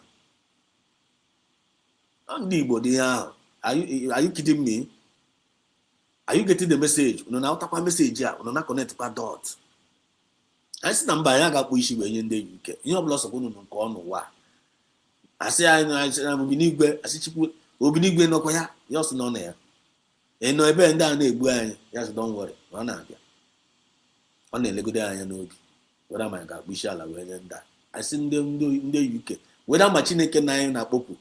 Ojugo dis anya ekpere si na oga asa anya ekpere bi napụta n'aka anyị n'aka unu na ihe nwere ike ikpuchi ala wee nye unu kama anyị niile kana ma anyị nwa ma nnu am ndị UK anyị na nkọta together the decision I make ara agba ndị UK since ya onye maka anyị na ha na-ekwodo ya na ruo today kita na UK abego ofu na nwa na-eme elu mala ndị ekwechiri go na nwekwa ihe metakwara na anyị kwechiri. It has not the thing apart to work because as in what I create, in what I create for you, what I create in Nariaka, what I create Jinaka, Williaka Gelu. You will Yaka what I can jump. Organize. Oiga, Akafuwa will free a match away to Akaga, what I create with a fair Gawagashika, and I will be that. Oh, even about the Kalina, baby, die with a problem. ị ga-alastikwa na mmegide anyị na-emegide anyị. Anyị bụ the koko, are you going to last na ị chọrọ imegide anyị? Ị ga-alastikwa na mmegide gị ahụ? Ị ga-alastikwa? Because anyị nwa mada na mmegide anyị na-emegide anyị all is for temporal. Ọ ga-adịgide, mmegide ahụ na-emegide anyị, ọ ga-adịgide, ọ ga-awụrịrị for temporal. Ihe anyị na-achọ something na-awụrụ temporal. We are looking for something that is not temporal. We are looking for something that is internal. We are not looking for temporal something. We are not looking for a temporal freedom. I am looking for everlasting freedom. You are looking for kindly free. Kindly free. We kindly free. We are kindly free. People are kindly free. That's what we are looking for. So mediocres among us, Simba, no God the possible. When I say, no God the possible. Oh, no God the possible. Onto what level now? How are you going people go? Go to Chorija Kosia. Go to Chorija where Kosia going to West Noga the possible. Ono Auchineke. I want kind of join. Ono, are you God? You don't have to join bang it. So how do you want to stop it? How do you think that it's possible for you to stop Hibe? Come and stop us, let us see. The more Hana Balikalika Kaja stop one, the more Hana they crush. The more Hana they crush. Why in that? Chinanda will dot in the circle. Why these people are not refused to be crushed? Can you the secret? One in the secret to Wogene Opachineke. Opachineke now our secret. They want to know our secret, right? Now God is our secret. I want to Kwasarobi. Because I want to Kwasara Chineke Nobi. I want the Nigerian government to Kwasara Chineke Nobi. Arwa left Hana Rosan, Agana Rosania. Ime if I is when Agani is when you will find a boy and Agani boy because the reason I didn't go to Kwasara Chineke Nobi. Had to Kwasara Hobi. To Kwasara the Equins Hobi. To Kwasara Wala. Had to Kwasara Chineke Nobi. Because when not to Kwasara Chineke Nobi, now someone near Arwala. I get in the point. And I can know all these things. Some people know all these things. The Tongues of the President know this truth. And that's what they are operating on. I'm not happy with Kuchiri. And when I get called the Tongues of the President, now your shift to. But that's my what I'm destined to test when I come here. All the well informed. PM some but the well informed, both spiritually and physically, all the well informed. They know their calling and they're on it. They are not distracted, they are not confused about their own calling. And whom we fail, I'm on why we are all probably fair no kega fine. Wherever there is light, that is where you will find us. Wherever there is truth, that is where you're going to find us. Wherever there is goodness, the kingdom. And I want to do, I want to the peace, I want to the equity, I want to the justice. So Ludo, how far? You have made this worst mistake. So Ludo have made this worst mistake. When you do your any advice of man. Either maybe on under intimidate, maybe on under by fire by force, you must do it. Hopefully, Utosulu was in the federal government now. I think I warned you guys. I told you guys about this people. These people no go agree. Make I no go talk this thing. No, when you say go talk am, go and threaten them. What are you doing? Why are you keeping quiet? Go and tell them. We are going to give you forces. We are going to give you army to protect the. I say, okay. They don't give them army. They don't give them tanker. You don't go talk am. Then today, they are now reminding the Nigeria. They are now reminding the world, holy, Mazinandi Kano is another savior. They are now reminding him. Our secret guy.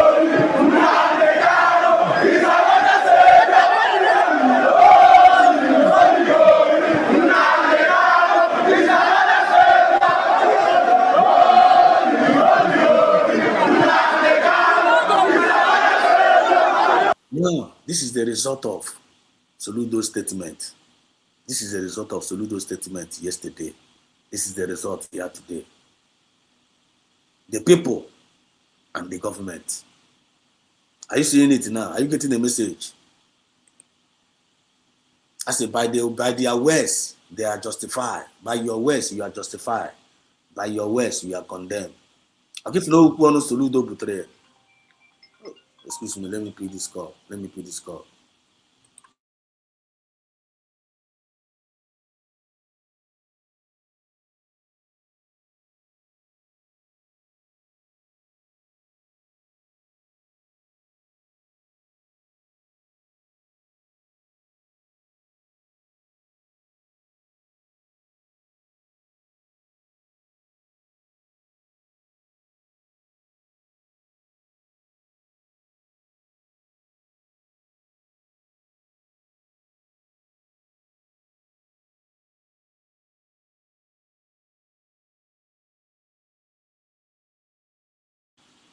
Sorry, I just want to answer that call. He has been calling, so I need to let him know that I'm on a live program. Okay? Very well. So look at the statement. So look those statements. The clear result here. If you hear the result of Okwu n'ọnụ, okwu ọnụ ya with the result a. Okefugo n'ọnụ anyị dị, okefugo na statement ọnụ anyị o nwere power. Okefugo na our mouth get power. N'ọnụ anyị a na enwere ndụ n'ọnụ anyị a nwee ọnwụ n'ọnụ anyị a. This is your tongue. O nwere ị ga-ekwupụta ọnwụ, ị ga-ekwupụta ndụ. Okefugo statement Soludo pụtara na akịta na statement ya na ọtọnụgoro anyị ife ọma. O firi na ọ chọrọ ikuchi ihe ọ chọrọ intention ya to block us. Now our people are turn go to Ifoma and I remind the whole world now you are still holding our leader Maznan Kalus another which means any Maznan Kalupuru and Anjina confirm Maznan Kalu more how powerful Maznan Kalode. So on that sit to ma and a pen no her. On that sit to ma and a wuter. So do that we keep say you must stop the sit at home. This little poor man with the key. Remember Samunepa told us make sure that Samunepa will if not a woman Yamuma. But Samunepa is now beginning to chicken. Samunepa was on Yamoma. Samunepa for this now. Now nobody should stop that sit at home. That sit at home man with the key to our success. Just sit at home sit at home and prepared our people. Our people was doing sit at home and I prepare your wine. That sit at home man put and together in one umbrella. That's it at home. But someone big as engage there, our leader got not there. Every week, throughout the whole week. We have about again the man's nan the Carlo as a day to let the world know Nigeria our leader age. Now that's why I have 24 hours, which means I need to go our leader be that now. That was the intention because that's it at home is a remembrance. They can't our leader age. So they want to erase that remembrance. That remain erased from us. Taking away that's it at home is taking away man's nan Carlo from our memory. Then our people cannot have it because our people are I hate injustice. Originally Igbo, I hate DNA. Now the people have spoken with a great voice. The people only for the divided, they have spoken with a great voice. Holy, holy, holy, holy. Mazinali Kalu is another savior. So every no chong kanzo aya, every solu that chong kanzo aya. Kaputazian na sweet, biabe no a protest. I have to bring a protest and a buha. I think I will sit at home. It's when I sit at home, I drug my I like to go back to protest now. How back on the street? Yeah, if I go back on the street, if care is not taken, they are going to that government house. If care is taken, I got you to Ludo also. I got you also na number. To Ludo Gabalana, na Pujana, no Zena Pujana is the other. Are you getting the point now? Again, can't let our moon in the comment section. Monopune with Oku. Thank you. Yeah, Ekwem Justin says in there will Mazi BETV, there will Ekwem Justin Chukwu no? Mazi, we have not been seeing Ekwem Justin. He got for humble lion, he got fear. Don't worry yourself. All time and chances, you want to go? I want to swear no. He got fear, okay? He got fear. So you are just focus on the program. You got fear 100%. You got fear. You want to imagine na kalo no around. Yeah, no buy can push it back. So if you tomorrow, you want to say those are no around. Continue moving. If you ask your teacher now, just okay. It's going to come out very, very soon. You got for no. You got no from them. Very, very soon. All the okay. He is okay. Ekwem humble lion is okay. You got to know from him very, very soon. And every other person. You know? Yeah. Esther, they were 100%. And I confirm with the message. Chris, quality, I see you. Welcome to the program. So we move with speed, 100%. By the special grace of God, we're moving. We are moving. Yeah, I find on I war. Come on, yeah, they can war front. Yeah, I find them. Or they can war front, they can them on our war front. And they move. About to somebody, oh no, when about you, I will the soldiers a group where that year and what those and they move back. Attack go down one behind an email. I'm a hand an email. Get my point. Away no phone, maybe like well again. We are moving. We are moving as we are moving with speed. So our brother I'll be okay on there. And stay with the government. They are not from her very, very soon. Just continue to pray for each and every one of us. There we go. Tell them, Rose, enough is enough. Rose is enough. Rose is gara hozi.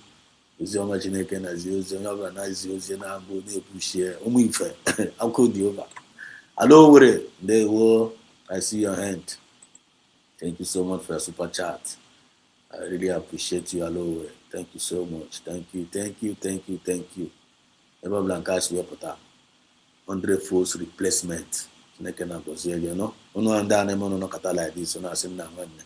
Were nke a wee kuru mmiri ọnụ. Were nke a wee nye aka wee go. Were nke a wee nye aka wee go super were goro stream yard. Because stream yard ihe anyị fa na-akwụ ụgwọ ya. And all in dollars ka na-akwụ ụgwọ were in naira. On dollars. I caught all like me Japan another one self. Man, get a manual. I was your matter in it. Soon and then I don't know like this. This channel I cap and bringing super chat. So much love you guys and I appreciate all of you guys. God will bless each and every one of you.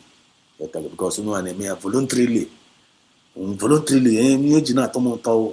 Unu na-eme ya voluntarily. Nwe bụ onye anyị ji phone na nwe bụ onye ji phone were phone m kpọ si ya na nwanne biko chọrọ m ego nje go stream ya. I've never done it. Amụtaghị m that one. Ụkwanụ na ndị na-eme ya na adị m against and na adị m against them. Adị m against onye nke ndị ọbụla ndị na-apụta si biko mere m nke ịntanetị chọrọ m adịkwa m against them. Onye ọbụla nwere way ya. For me, I don't believe in that. No, I may believe I work with what I have and leave the rest to God. So no one then I'm on when I would super chat the tea about voluntarily. The thing not on bullshit. Because all my baronia. Only a man about baggage again and one because send on super chat because Tirimego can go to me and Onya Danegia, God reach. God now, I no telling come on, what I couldn't not support. God go bless all of you people.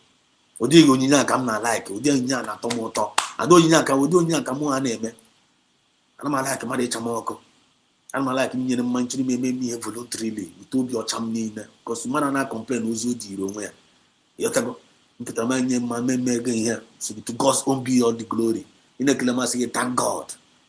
I thank you all of you people unu niile wokwa God sent una go say salute you. God bless you for your super chat then KJ no onye chukwu na mekwara gị tisi mekwa chukwu na mekwara gị back na chukwu ka bịa ma ise Kandi Chiazo, love you more. Exodus, thank you my sister, thank you Kandi, I believe you are a girl, a woman, right? Online Kandi, you are a woman. Chukwu gozie gị no. God bless and protect our leaders of our United States of Biafra, the rising sun with the children of light. We must conquer. He said Franco Koye, our own professor, Chukwu gozie, you're highly welcome. This is another Joshua and Caleb. Tokora down here, the great man, the Franco Koye. They were not He's one of our professors. Consistency. Salute you one day. Salute you. Chukwu na gozie. I'm going to tell you in the brain, onye ọbụla ga na-agụrụ ibe ya ọfọma. Make sure na onye ga na-agụrụ onwe ọfọma. Continue to call ọfọma. Chukwu na protect you. God bless you. God preserve you. Ka ọ na-apụta anyị n'ọnụ steady. Chineke na-anụ olu anyị. Ọ na-anụ olu anyị IG. Ọ na-anụ olu anyị. Chukwu na-anụ olu anyị. Are you not seeing the signs? Ọ na-anụ olu anyị. Chukwu na-anụ olu anyị. Chukwu na-aza anyị ekpere anyị. Ọ na-aza anyị ekpere. God not with us. We are not alone. Are you not seeing it? We are not alone. And this is just the beginning. Our enemies, oh my God, the enemies of Mazin and the Carlo, PM Samine, but Dr. Muzarabes, the USB government. One day, Korogo, Apatagonko. If you are not with the USB, in your job, where I go, then you know USB, I didn't know one door, are you not seeing it? But for that, I don't want to shout. But for the one can be a real I don't want to shout. But God sees my heart. Don't want to shout. I'm not perfect, but we need to join now. We need to join now. For that matter, our own job.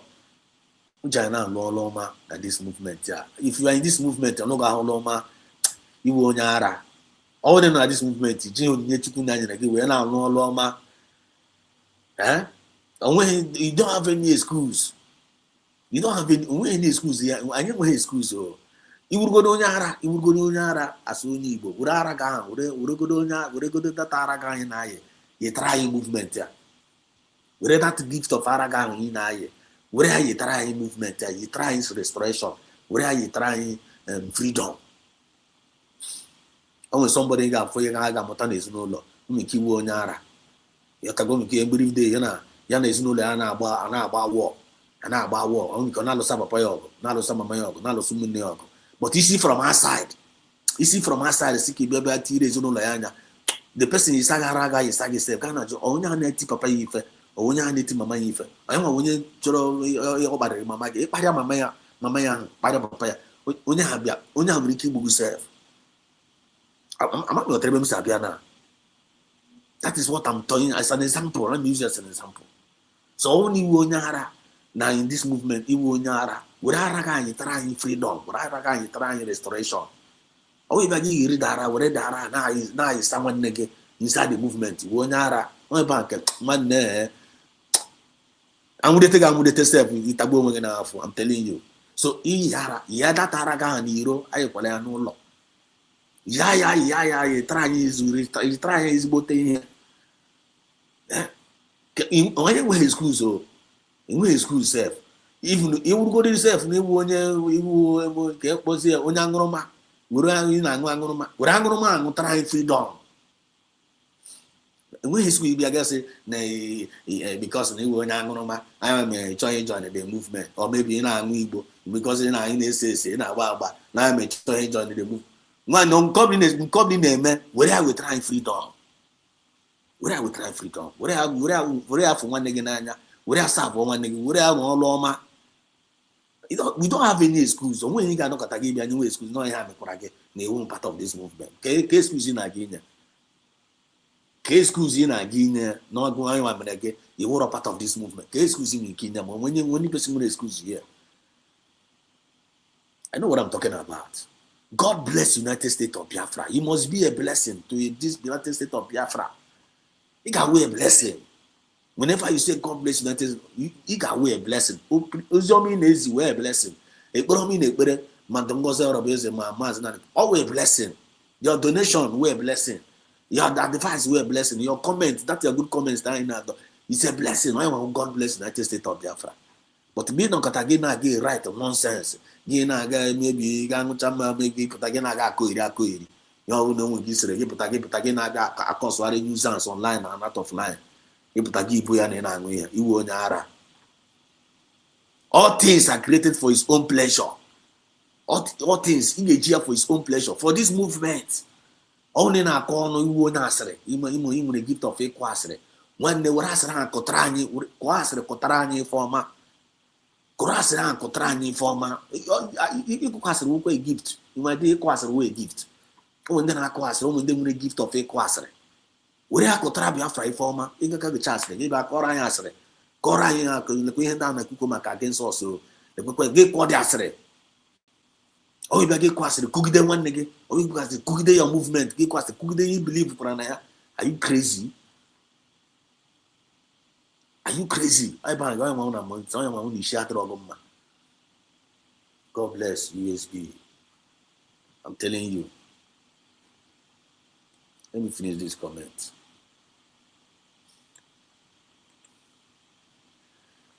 As you join, hit the like button. Frank Okoye, I thank you. Thank you for joining me. You're highly welcome. Paul, I see you. Say good evening, sir. You're welcome. It's good morning from here. Good morning from here. There will. Good evening, Master of the Shike brother for the perfect job. The Shike Chukuko saying there will. Master Dogo Enugu, I see you. You're highly welcome. One of us, okay, man. Salute you. Power belongs to the people. Umi fair from my location. As we will respect you. So right. Let me just put this link case, and we are rounding up. I'm put this link. I'm based on the nature of honorable. I take the link here. Another 3 people, you are free to join in to come and say 1 or 2. Because very soon now I got connected. We're going to connect to our joint program, the independent media. We have a very, very joint program tonight. 9 p.m. The next 1 hour. The next 1 hour. The next 1 hour, we're going to have a joint. In the next 1 hour, and a joint program, independent joint program. So still have 1 hour to stay here.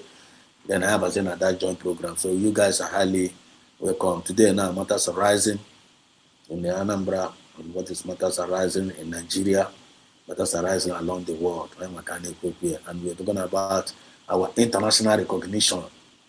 The world needs to acknowledge USB. Now, America, Israel, and then again acknowledge USB. Okay, today and Kechi, no time to waste. It's what I borrow nowhere. Do borrow to go down. So the good governance need to acknowledge we good governance of USB, because equity and justice, fairness and progress were not there. On the table of every world leaders now. On their table. So I don't see the reason why I get rejected. No borrow but myself, only she can be mad. So they must accept us. Hate us. We reject their life. So let's make welcome. The one and the only. Can you hear me? The great one.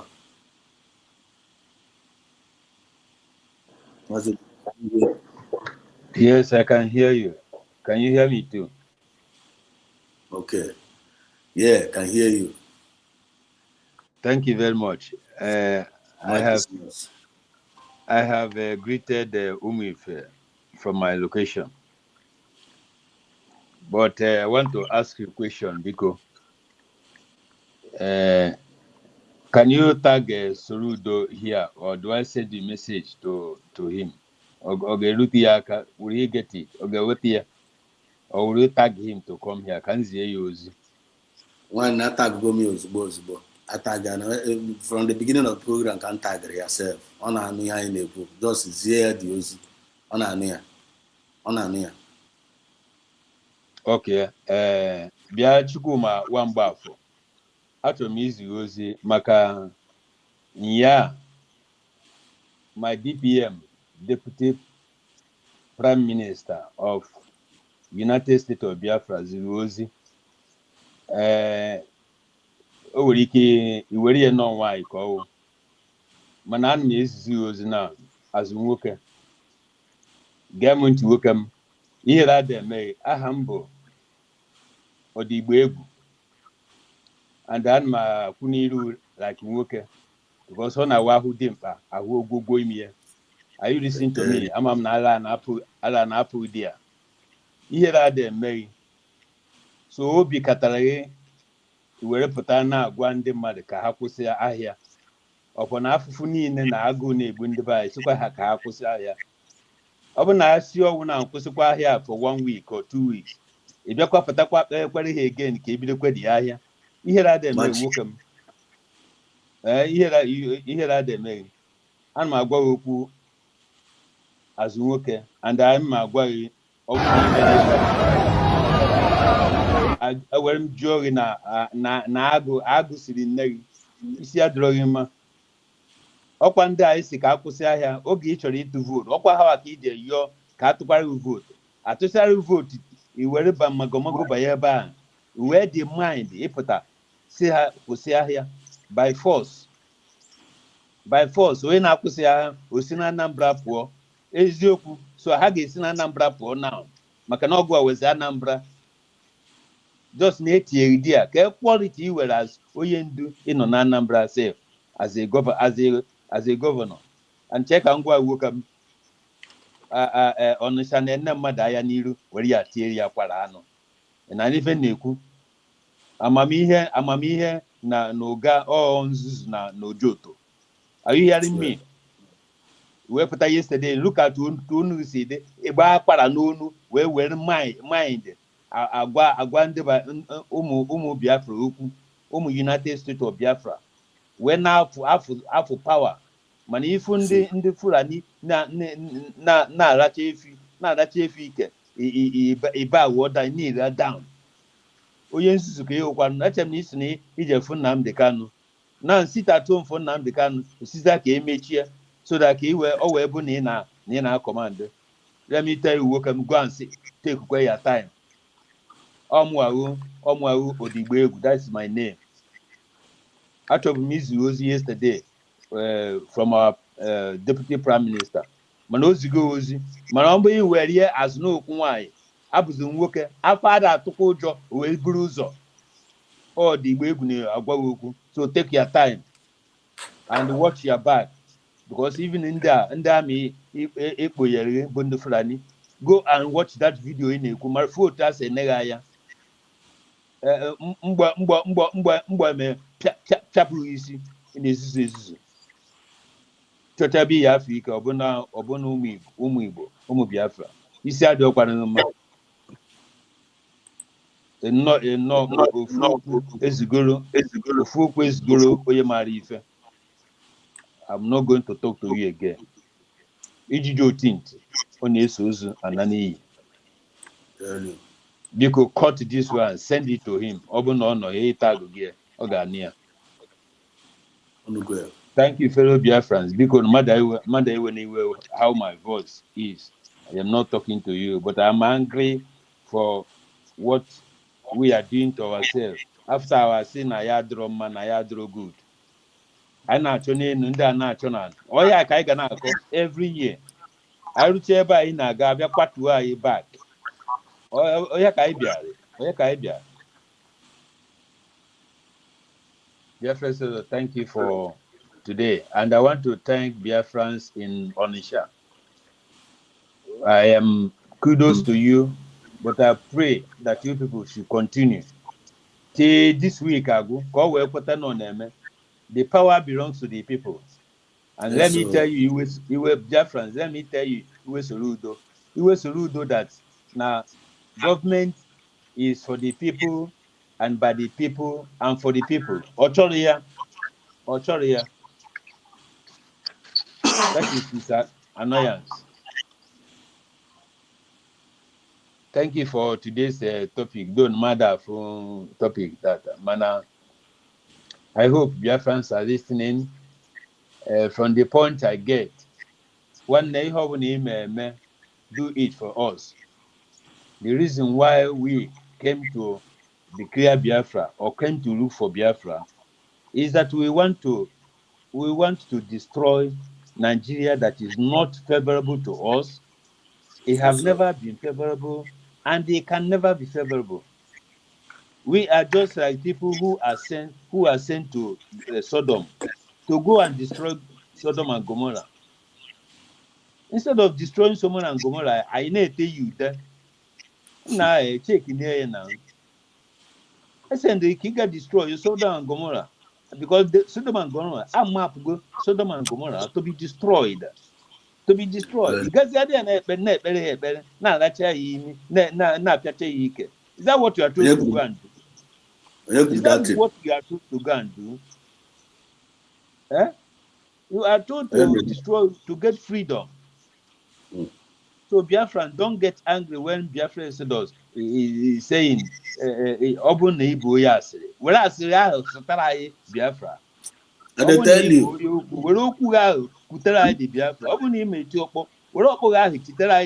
that's what we want.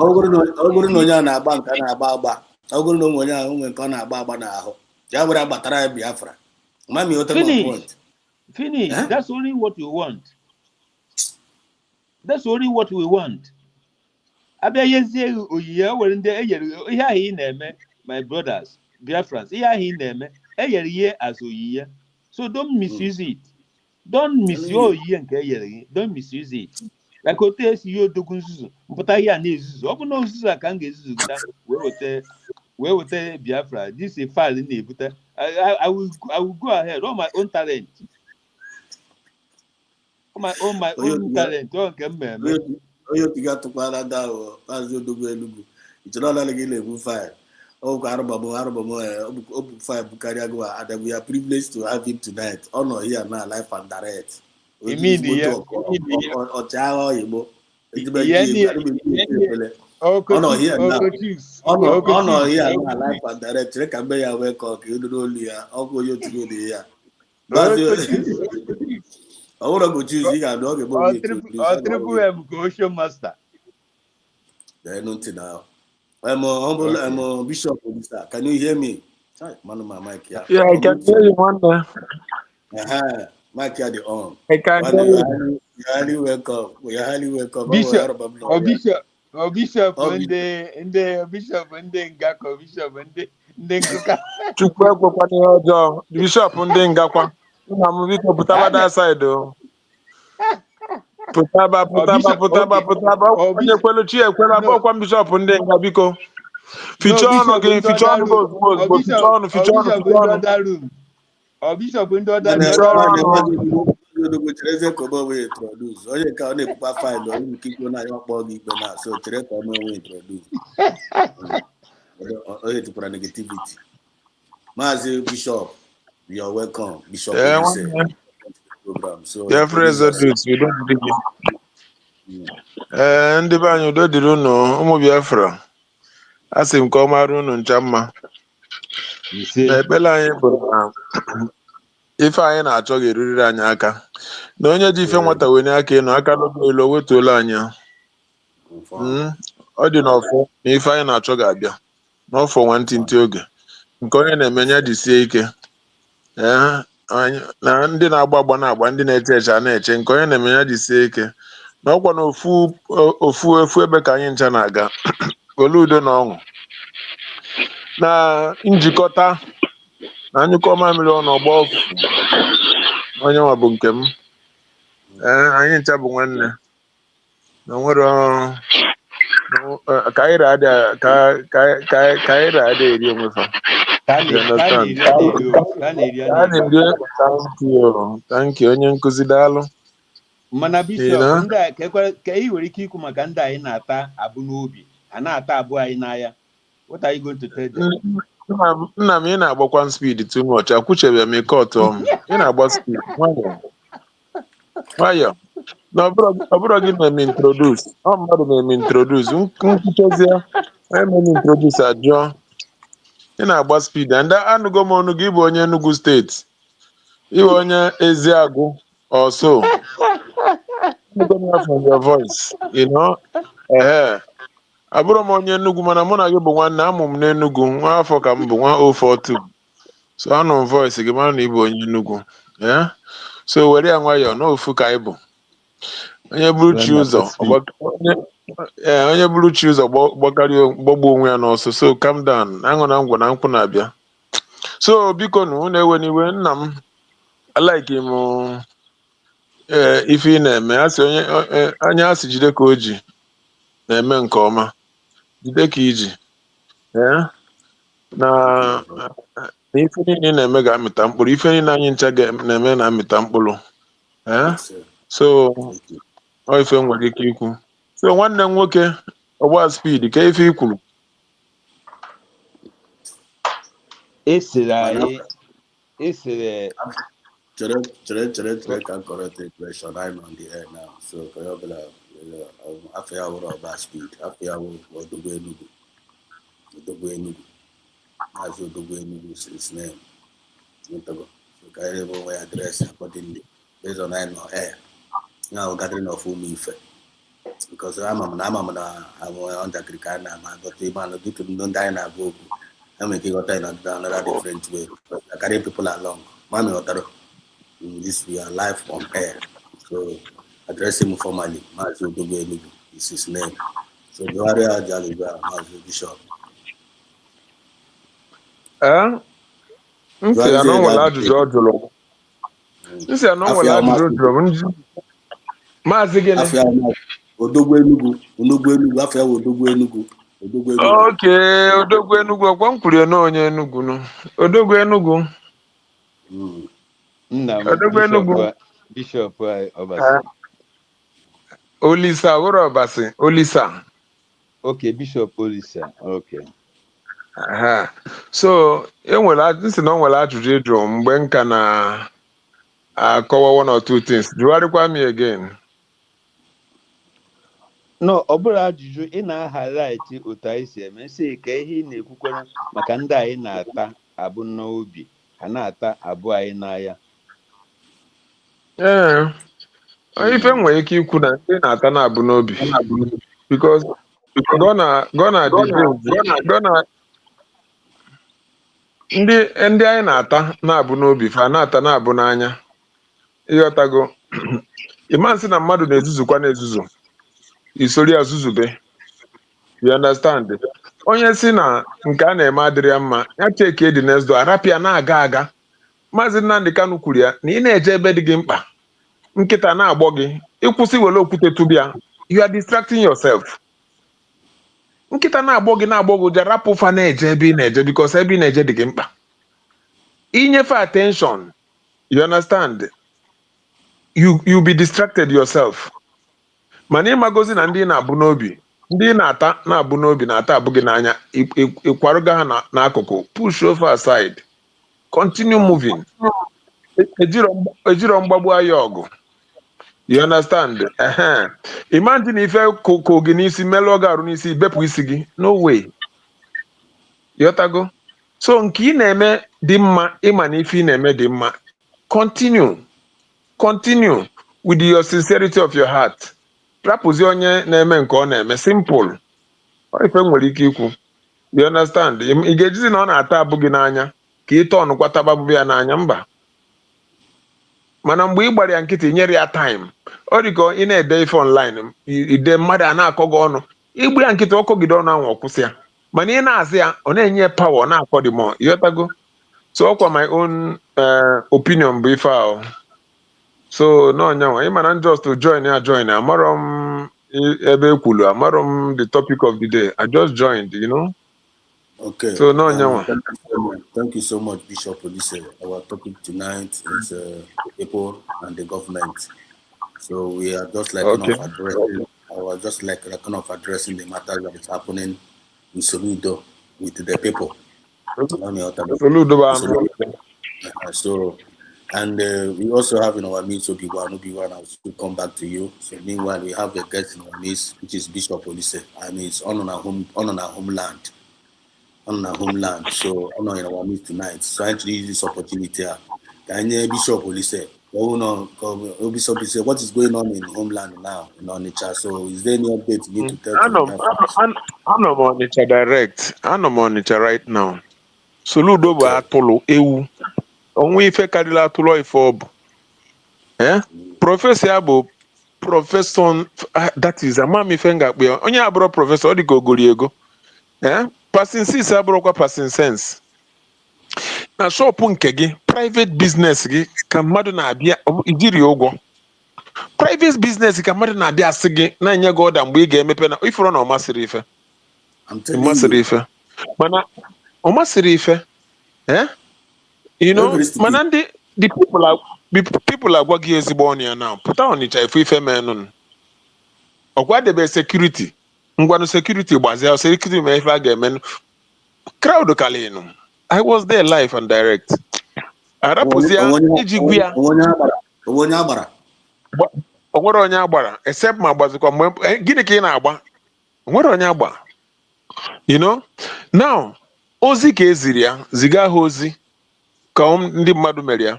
Ife ọ na-ekwu bụ ka emechie sit-at-home. Ndị bịazi rapụzia sit-at-home a na-ekwusi ha Nnamdi Kanu is another savior, meaning ọ chọọ ka akwụsị sit-at-home si rapụla anyị Nnamdi Kanu. Ozi ezise gị ozi niile. Ezigi ozi niile.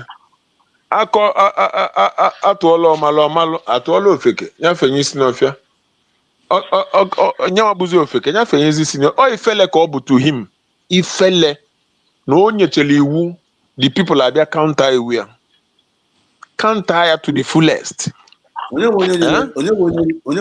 Soludo that kind of advice amakwa m onye isi ọ na-edu onye isi. Nyenwa bụ onye isi, ndị advisors ya bụ ndị isi. Onwedo onye si ya ọga nata azụ na ife a personal business ndị mmadụ. Ọ bụgodu na ife ị chọrọ ime, ikpo the leaders of these markets, plead with them, plead biko nụ na anyị na-eluze ego ka anyị mee pleading ka ịnụgodo ife aga ọbụgo na fa ga-consider which I know they will not consider ọbụgo na fa ga-consider fa ma na onye a bịa plead na ana Igbo bụ anyị nke anyị ncha na anyị ma na obi adịrị unu mma bịanụ ka anyị malụ biko na two wrongs cannot make a right ama na-eji onye ndu mana biko na anyị na-eluzukwa na ego onwe ka ị ga-esi debe mmadụ okwu ọ ghọta ya n'ụdị ọzọ mana ibe ime mmadụ force na his right is stupidity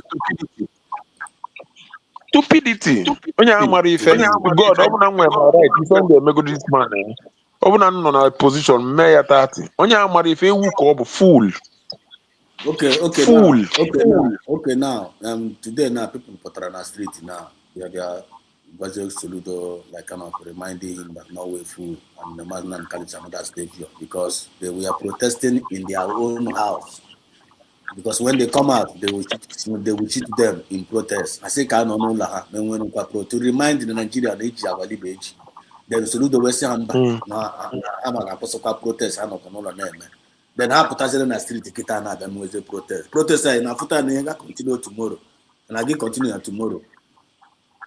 It is if you are continue now. Mobuna, governor insist on, locking down the market. They will continue. I get me at 30. So Siabu, governor on the southeast. Hope who's on the booking concept and Korea. Governor Mba try go nke Okweria. Nyawa buzi ewu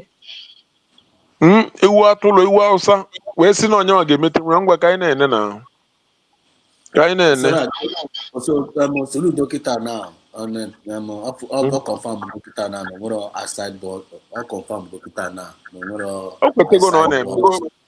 outside boss thinking because only when outside boss thinking I got say na one nga ku ihe am gara ge dokita na it go to them do say for there or think outside the box outside the box. No, you are all no backfire. Go to how am I going to handle it? Or think inside there. Yeah. I just think, with more after not think like every man's not calendar succeed. Papa and Asugoto, Toyam Broca. No, agitation because they are council I am one side, the other side. So now.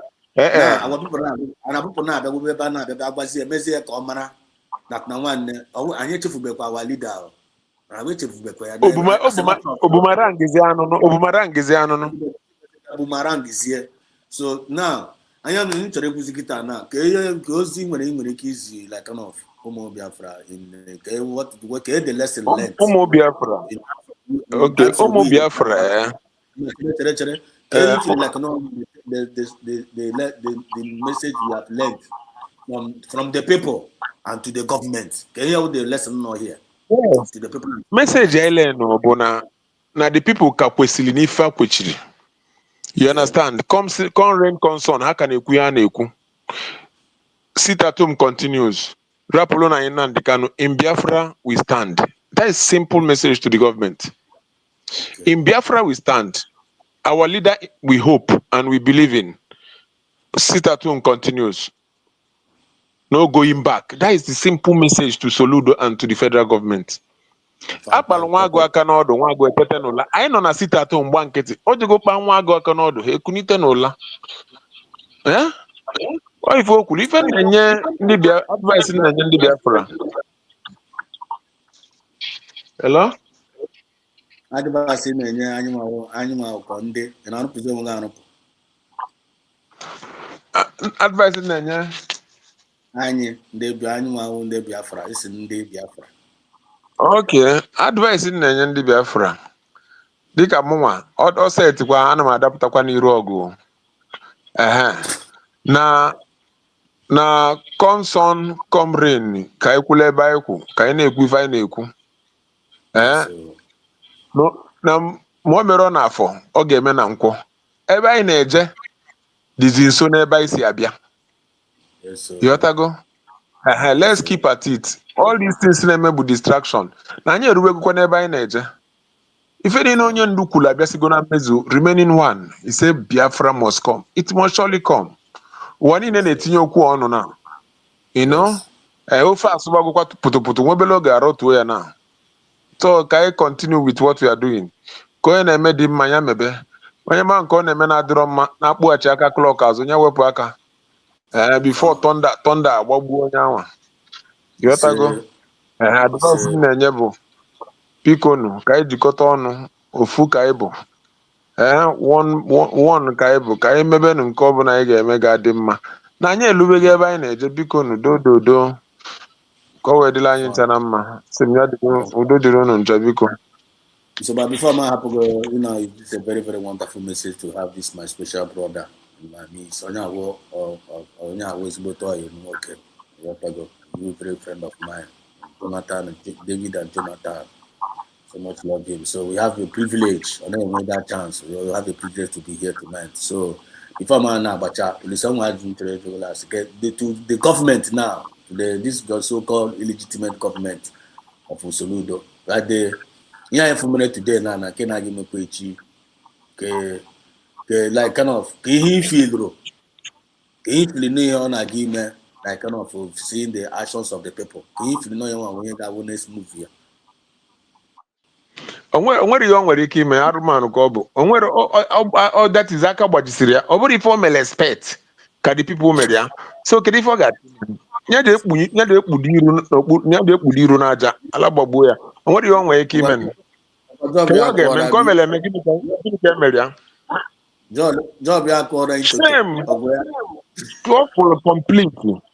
Imago mgbe nna asị biko etu ị nọ na nsị Papa Smith mmesịa gị ife m ga-eme gị mmecha gị bife ị na-amụ iwere ụla na-abụ pịamịa kpusa nnecha ya ntọ na ọbanye n'ụlọ m o ife emeli efe amụ eji ụla mụkasị arụ wụọ ya naanị publicly.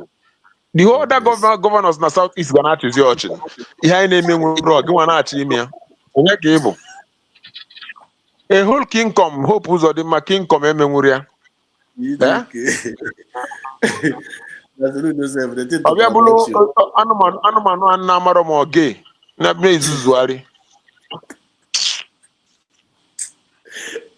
na biko rapụ. Thank you so much, Mazi. The one and the only Bishop Police. Why I have to go Mazi Exodus. Tell you. It's a bad drop. Remember, I give you one copy slowly. I got to the walk over and check it out. Why? It is very, very lucky. Very lucky. I know. Ọ na ịnọ na ịma na anụmanụ ka odogwu Enugu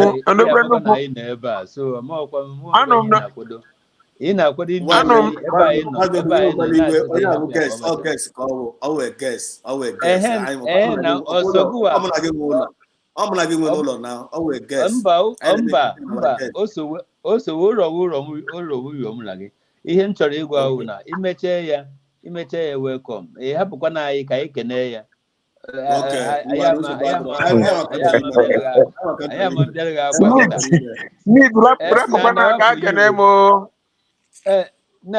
onye kene sọni ekene rabịa ga okene m iweligo aka gị so agụ ego gị na odogwu Enugu adịghị anyị nwanne chere na Maazị Odogwu ikelecha ya Obi-Wan were mic gị pass your mic to Obi-Wan then Obi-Wan ikele pass the mic to Ocean Master so ogeda bụ ikuru okwu ịchọ ihiche ịsacha afere tufuo mba enweghị ike ime ya Chineke nekwala ihe ọjọọ enweghị ike ime ya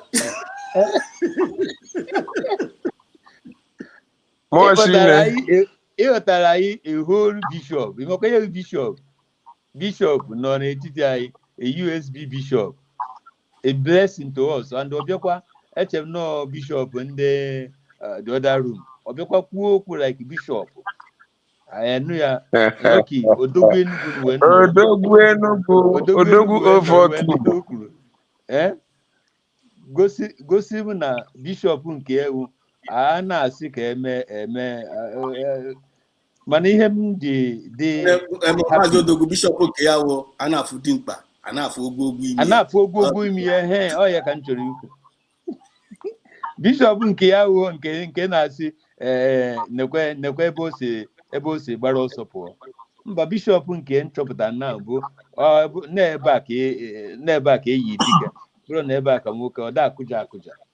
Ọ dị ya ka ajụjụ a niile na-ajụ ya na ibie ya mkpamkpa ya ebunye so n'udo n'ọkụ mmụọ tomorrow or even before tomorrow. God, I swear. Mana o wee bishọp ị ga-akpọta ihe ọ sịghị soro udo ọmago ụra n'aka nri gị doziere ya aka ekpe ka ọ makwuo ya. So ịkpọtara anyị onye nnukwu mmadụ dịka ya odogwu nọ ya ikenecha ya isi ya bifo ọgbacha na afọ you. Bishọp anyị ekeneghị ịbịa n'etiti ụmụ ife wee mụnyekwara anyị ife ọhịa ka anyị chọrọ na-amụnyere anyị ife anyị na-afụkwa mụnwa odogwu owuwe ego ọfụma kịta since ịba mụnyekwa ọkụ amụtago m ife. So anyị na-asị gị mekwa ka ị mere karịa dịsa obi ijiri pụta biko mee ka ndị ọzọ bute dat obi dat moral n'onye ka anyị need onye ka ndị isi gị kọwagodoro anyị ndị anyị na-ata abụ n'obi ha na-ata abụọ anyị n'anya like soro udo a anyị na-achọ ọkwa ndị ahụ ha nwekwa Biafra anyị na-achọ ha sokwa n'ime ya mana na-agbazi anyị mgbe okpuru na-emegidezi anyị ebe anyị na-achọkwa ka ọ dị mma nke ha ebe anyị na-achọkwa ka anyị deliver ha from bondage. Ndị a mara na ha nọ na bondage, ha mara na aka ji ha, they cannot talk, ha dị confused. Like Biafra sort say oye yere ya advice. Ọ bụrụ oye yere ya advice, Peter Obi ajụrụ oye yere advice. The only answer oye no, I got the advice from the madman. Oye Peter Obi kwu. So Soludo oworo oye advice, all the confused and all commit to go too much that he cannot go back. Mana, the power belongs to the people, and the people egosigi today, na power belongs to him. Obu no wo yi fere, because I'm no wo yi fere, o ya ifere adia na ya. Obu no wo yi fere, oga amamoto oga akwagu 2 days. No, ora man dia na ya self, oga akwagu 2 days. Because mkpụrụ ya abọghị ya afọ ọ tụrụ anya na ihe ọfụ tata n'ọya ka ọ ya afọ. So Bishop Udochukwu Okike Abiama amara na ebere ya soro gị ụzọ niile ndewo in our midst. Anyị chọkwara ka ị bịakwa nọrọ anyị na-amụnyekwa anyị ọkụ. Ọ dịgodu very very I don't know how to very very powerful na anyị nụrụ onu from homeland, from the lions den. No nuago isileba na agwa yo with confident and alacrity. None of their life. Us none of their life. And the protest none of their life. Afada to Ojo Obruzo. So you are a blessing to us. Thank you very much. I confirm Ngom Tata. New Bishop I Obugo ni was Chimanega Bishop. They will come here. Can you Ocean Makoye Buzo? Obi-Wan. After Obi-Wan, over to you.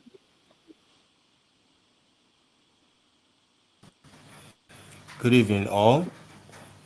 Good evening, Mr. Exodus and you're welcome. Odogwe Nugu and Bishop and one of my favorite speaker, Ocean Master. And I greet every one of you here. As you all can see, the incompetent leadership in our place. The actions of the governor shows that even though they are governor, but they know nothing about governance. Instead of you to find a way to solve or to quell a problem, you choose to dictate to the people at this year, 2026, and you think that it can work. And sometimes it seems to amuse me that these guys think that it's easy to scare people away, especially when the people are becoming to understand that they are the government, not you as the manager. And that is where they always have the problem, because they designed Nigeria to protect them, that are the ones voted in or the ones that rig themselves in.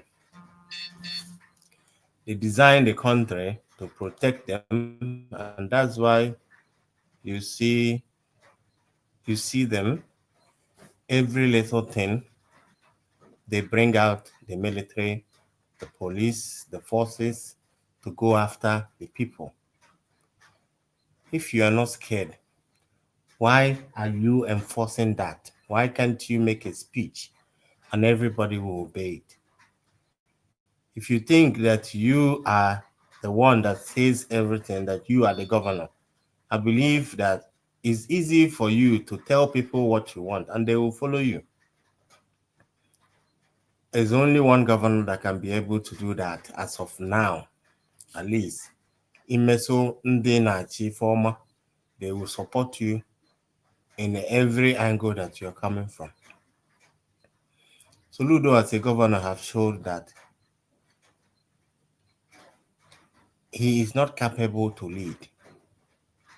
He has shown that he is a slave. He has shown that he is part of the problem.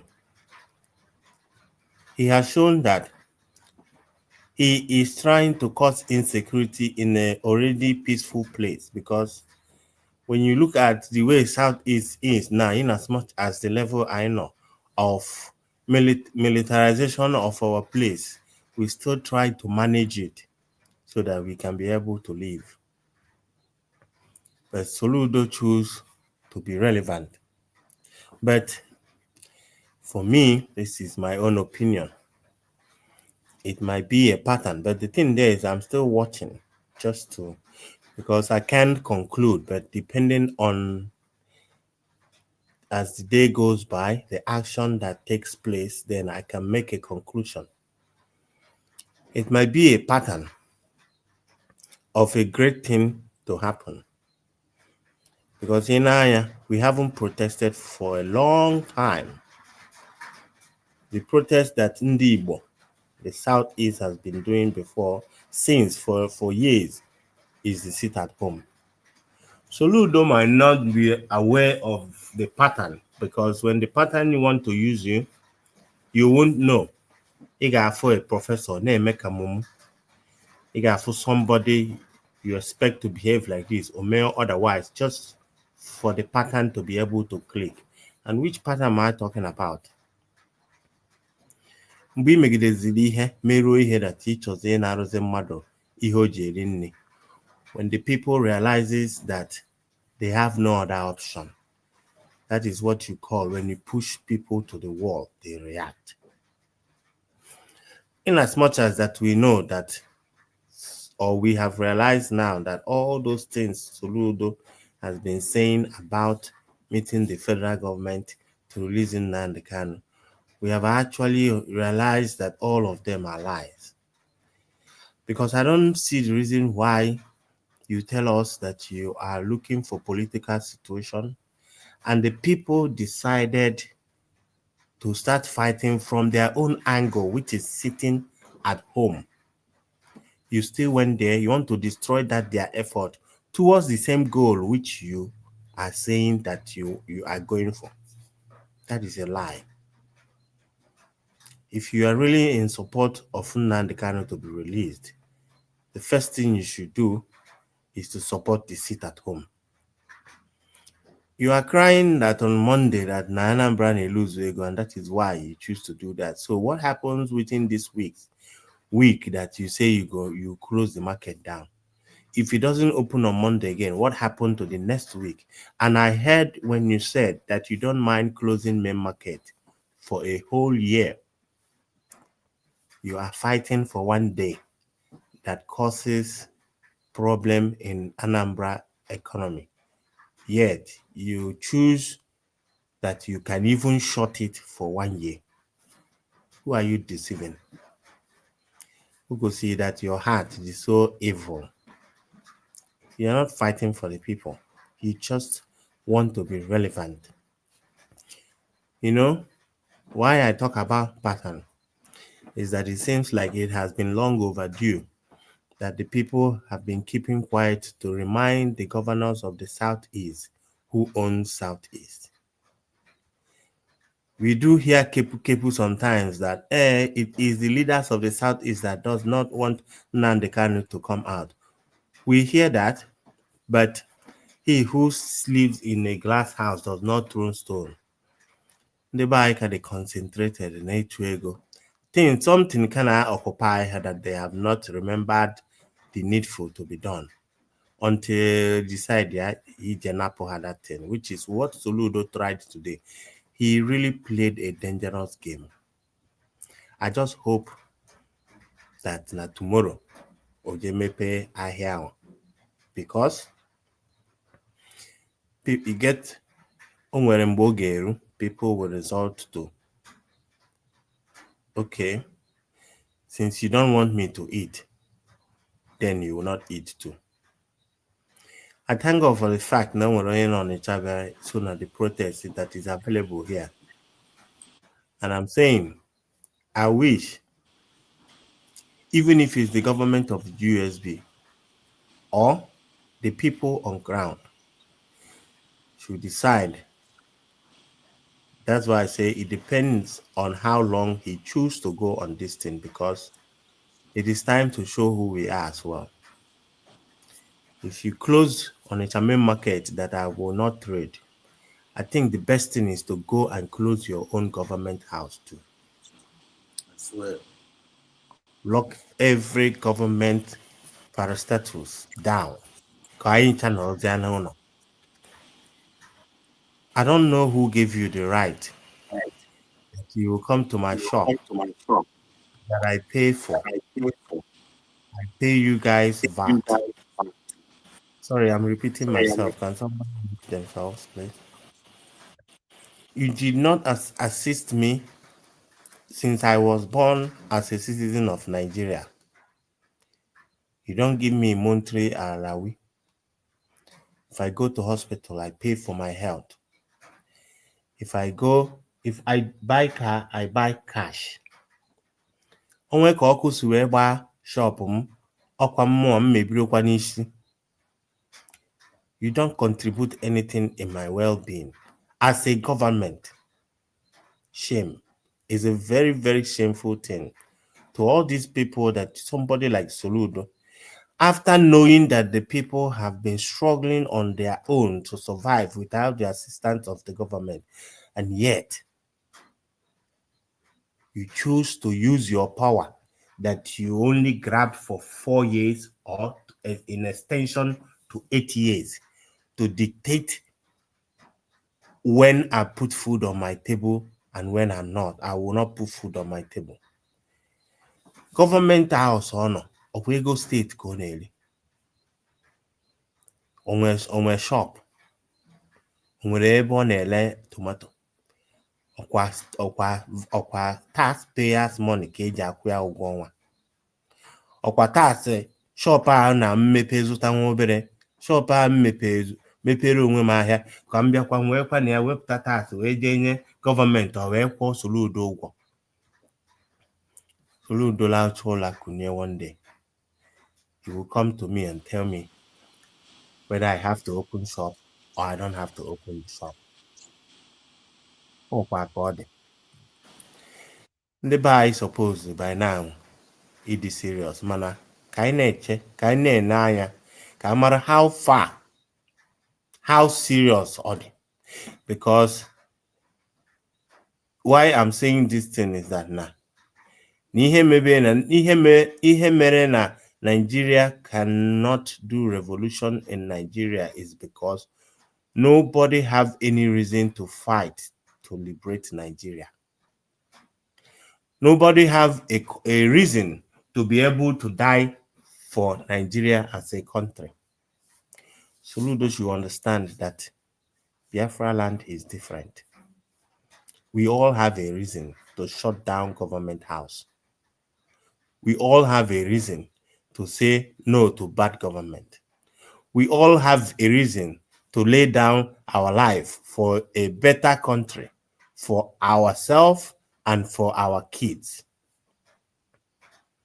Oh my God, that now when you see the people that are supposed to be representing us, they are doing otherwise. You can't rule us. You cannot force us to do that thing that is in your head. You are a leader for a reason. You are a leader as a governor for you to know how to manage people. You can't dictate to ndị Igbo, especially when you have no contribution to their life. That is the one that pisses me off. You have no value in any of our lives as a government. Not an atom of value. Nothing. Not at all. And in where the God, the impetus, the audacity to come and tell us that he will shut main market, the biggest market in Africa, to shut it down for 1 week or 2 weeks or a whole year. Imagine. A reasonable governor should be thinking about seaport based on that biggest market in West Africa.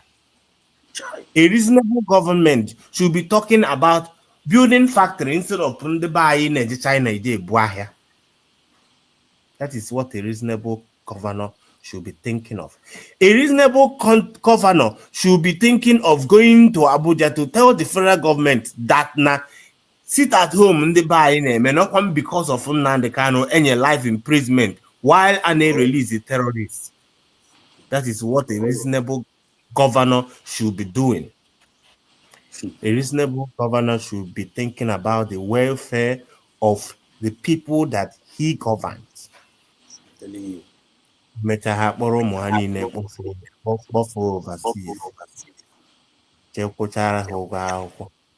Please, I'm still repeating myself. Please, somebody should move.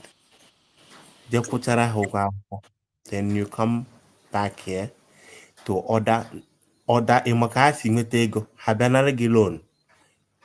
Ụgwọ ụlọ ha na-akwụ n'ebe a ha na-azụ ahịa onwe mgbe ha jikwa gị na ha na-akwụ landlord short. VAT ị na-ana ha ọkwa aka na-akwụ exactly what ha na-akwụ mgbe ha na-azụ ahịa on Monday. And the worst of all these things is that these guys don't even read. I don't know the people that gather intel for them, because before you do this kind of act, you have to probably maybe conduct a vote. Anyway, internal affairs, suppose even a government that goes around to hear the mind of the people. You send people out for them to gather information. I believe that such people, or probably you choose to ignore that and satisfy us on certain people. You should have known that even though that in the beginning of sit at home, that people did not want it before, but it was a reason that at some point they find a way to make peace with their God and use the Monday sit at home for something tangible for them. That is how they took all our money after the war, gave us 20 pounds. We still find a way to cope with that and live. We found a way to be sitting at home on Monday because that can be a good thing, because we find a way that we can relate with our kids. We can relate with family matters. We can talk about things that we don't talk about with family, because it seems like a family day that time because nobody goes anywhere. And at the same time, in solidarity with Nnamdi Kanu. You don't have all this kind of information. You are just a governor. You are a manager, common manager. Or because now I happen on your lochai feed no during the time of Soludo, Cage or Welonka, as if no go a all of you are doomed. All of you criminals. On the by also now bound get. The day the people realizes that they are the government, the day people realizes that your validation, you as a governor, is because that they still listen to you, The day they will realize that you are nothing. Ụdị ọsọ a Obianọ chọrọ ịkpọpụ mbọsị ọ handle over ọsọ a ka ị ga-eji wee gbagba na Abuja. Ị ga-eji ọsọ a gba na Abuja. These guys, they think like animals. People, young men, decided that they don't want to engage in criminality or start kidnapping people or start doing fraud, that decided to trade, to use their money to bring up something and be somebody for themselves. Ijekwan at that little place where they are still managing the sorrows that you people have been causing to them. Ijekwa fonyaka there. The past come. Leadership with no vision. Leadership with no intention. They don't, what they do is onye nke achịcha, onye nke ọzọ. I think na ndị na-achọkwa ịbanye to be governor, ya na-enekwa anya onye nke chịrị achị, na-admire the stupidity that they have been doing in governance. And onye nke abanyekwa, instead of to improve governance or rekwe otu onye nke chịrị achị before si wee chịkwa otu akụghị si wee chịkwa unu, or even or the water, because what? The ones who chịrị achị, nobody held them accountable. Ego niile Obianọ buru na Anambra State, onye na-held ya accountable? No one. EFCC jiri mgbe ọ chọrọ ịgba ọsọ. Kedu ihe o mee? What happened behind closed doors? Enwere ka esi wee kee ego ka a wee hapụgodie ka ọwa. That is the reason o ji afụrụ Fubara and Wike ụfụ, because Fubara supposed to be Wike feeling or handle over. Somebody supposed to make the criminality will continue. Or this year ego anesthesi, because ego na put na rivers carry. Or this year because they have to keep the chain of corruption on. You have seen them now training their own sons too. They want to make it to become a family empire. Umahi is grooming his own. Wike is grooming his own. Another people will start grooming their own. Not for solu that mountain no America. Kobe ko solo go into politics and Kobe to go tweet as well. They know what they are doing. But all I'm asking our people, I don't know if this is the time, but I know that the time is near. The best thing to do. Yeah. The best thing to do. Can Bishop Apugo? I think so. Sorry, excuse me. Let me. Duty course because before you continue. No, I'm already rounding up. You can continue. I just 1 minute, okay. All I'm just saying is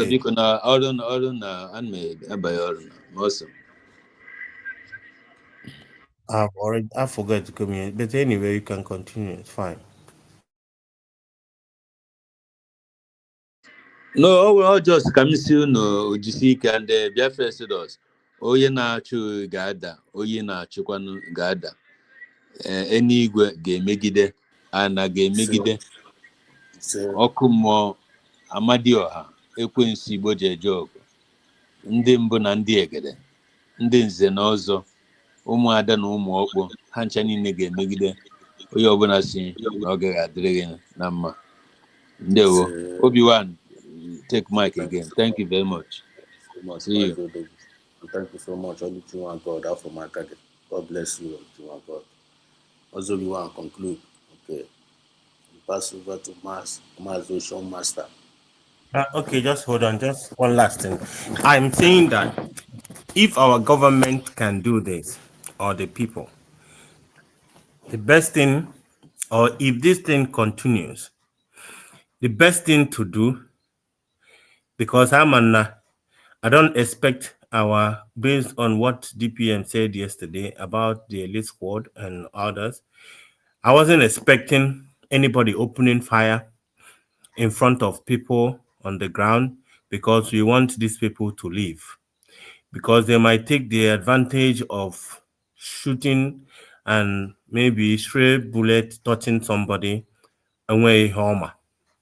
So I actually thank God how maybe Kahapkene Soludo, Kaifukene the extent of what he is capable of doing or he thinks that he can do. I think it's time for the government, although the people cannot do it, if it's going to be among any of them that is listening, is to strategize. Maneni it as far as main market is closed. And when the government office is supposed to close, Soludo Marona, iji die onye ji onye na megini ji onwe. If you close down where we are eating and you shut down government house, is a civil disobedience too. Ejelu in the morning, people will march and I am on Nihu government house, Nihu government offices. It will not open. Nobody will go to work. Kai no wazia, kai shut their offices down. Ebe obu na icho ekrepo. Mana unu noro, I shut some kunu down. So we na-eme na government house is operating and all those ka ndị ọrụ oyibo na-eje nwanne kedu ihe mere Nwike ji papụ ọsọ ka Nwike je court ijeje ụgwọ ọnwa ọdakwụ ndị staff ya na Abuja. What did they do? They went to court there sherie na gate ọsọ ka o ji move ọsọ. So if you keep not saying anything, keep quiet, just keep standing on the road. How mere onwe ebe iji Soludo, you need ijide Soludo somewhere. Onye ọdịnaka, only the diginaka. Only the diginaka. If shot my own down, I shot your own down. Among ada bakpom, obu no elite squad why eji when I mechi eba fine. Obu no the people can do that protest. Na government house. Let us shut ourselves down. Ijide that will be better.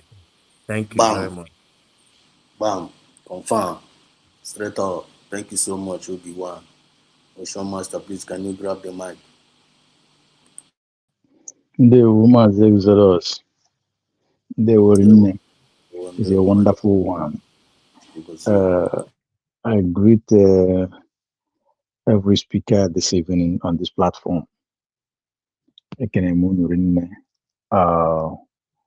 Mazi Udogwenugu, Califratelo Meo, Guawonizi. So, can greet everyone. So, come sempre, deve salutare, capito? Anche se è andato, deve salutare. Devo. Oggi grita che non ha Mazi Exodus J, I see somebody J. Okay. Now, Obi-Wan. No, Obi-Wan. Okay, Obi-Wan. Okay. Obi-Wan. On them, I really appreciate this your submission. It stand out for itself. What a way to talk to that very moron called professor. Good message indeed. Just imagine the sense. Somebody like the lecture you give to him, because this is a lecture that he's supposed to pay money for. I really thank you for this wonderful submission. Bishop Amaron Nene Akipugu, Bishop ba Gabi's Nafo Kankeneri. Okay, Kankeneri to Yafa. Manandana for Bishop name Squeefike. Bishop Nichi, on a messy figure in Nanambara, Bishop Okonkwo. Bishop Odichi in a messy figure, Bishop Ozob in a messy figure. Idea. So now I'm a bishop and that, Yabasukanazo. Because Abasukana Bishop Onaga Napanto Moaka. Rin Abasuka. Oh, Bishop Mbara Bishop Onagan Kenugu State. Bishop Kuka too. Bishop Kuka. Good. So Kankene one them Bishop and sincerely from my heart of hearts, it gladdens me my heart so much that you are on ground and you participated. And I want to call you your likes and every one of us to continue this journey as daybreak tomorrow morning. It is a Yes, journey sir. of no coming back until we win. That Yes, is what sir. it is. Now, before I proceed, I greet all Biafrans, Alliance of Biafrans, lovers of justice and equity, those who believe in freedom, and our brothers and sisters on the comment section. I greet you according by your time zone. Thank you. Before I move, Maz Exodus, permit me can tour one or two people alpha. And this is in general. So I'm gonna say, che. Otu kwekele munu. Yeah. Yeah. Che. Anambra ekele munu. Yeah. Yeah. Che. Igbo ekele munu. Yeah. Yeah. Che. Biafra. Praise one. Yeah. Yeah. Yes, sir. Onye si na ode ekwe, anyị ekwetala ya. Madam. Onye si na ome mie n'iru, omenya n'azụ. Ọ sị na ọma mie n'azụ, omenya n'iru. Exactly. Onye si na ife a na-eme nwere isi, ebere isi etinye na ya, o nwee isi.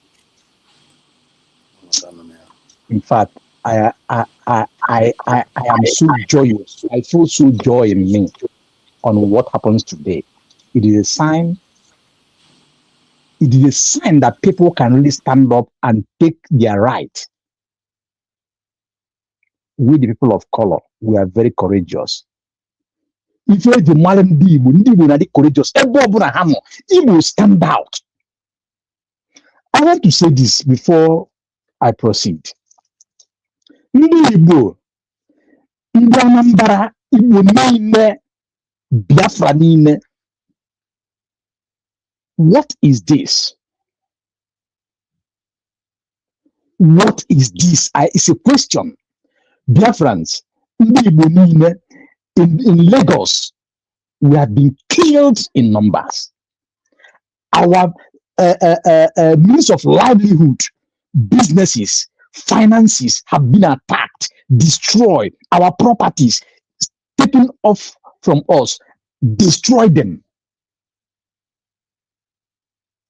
In Lagos State, in the West, it happens in North, in Abuja, in Kano. It happens in the West, in Ogun State, and the other state that I will not mention for now. Now, ndị Igbo, ndị nna nna anyị fakwuru okwu sị na onye ọsọ chụba ala ọ nara bie. Ihe a bụ okwu Igbo. Onye ọbụla ọsọ chụba ala ọ na-agba, ịgba ugekwana na be gị, ọsọ a na-achụghị ga-atọ ọnụ gbachigha azụ. In a situation na ọsọ ahụ achighere azụ, what do you do? Ịtọ na chụba ọsọ ahụ na-achụghị. And they chụba ihe ma nna ya na-atụ ntị igbuo ya. Exactly. How on this planet Earth that on our own house, in our own home, in our own place, in our own dominion, in our own domain, on our own soil,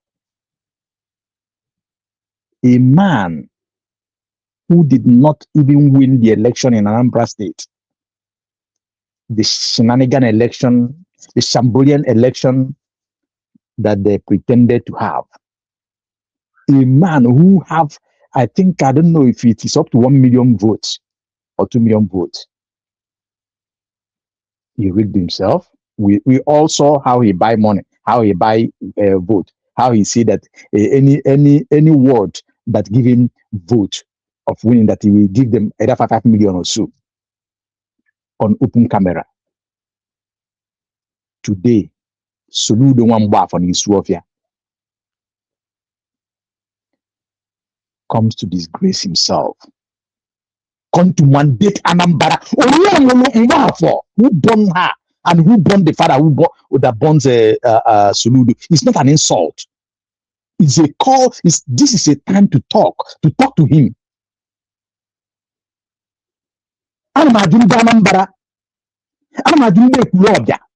Because I think I believe Ethiopia fall in the local government. ana ma adwana mbras ihe igbo ji ebili onye mu soludo ikweta ikwu ka ndị Fulani na ndị na-egbu anyị yuzu anya banyị na ịgbanata na be anyị soludo atụwakwazi anyị ka atụpụ anyị chụga anyị n'aka ndị na-egbu anyị ọ dịrọ possible. And we must prove it to the core going forward. Soludo, I want to shine what Obi-Wan said here. There is no businessman in Anambra State that will tell you with full chest that Niana access loan, bank loan, easily to do his business in Anambra State. Please prove me wrong. Verify this. There is no business. Talk about, I'm telling you of all categories of business. I know I am part. Nobody access loan. Rather, the bank can give it to either Chinese company or Indian companies. As I'm talking to you now, no industry in Anambra State, no factory in Anambra State access BOI machines. Bank of Industry.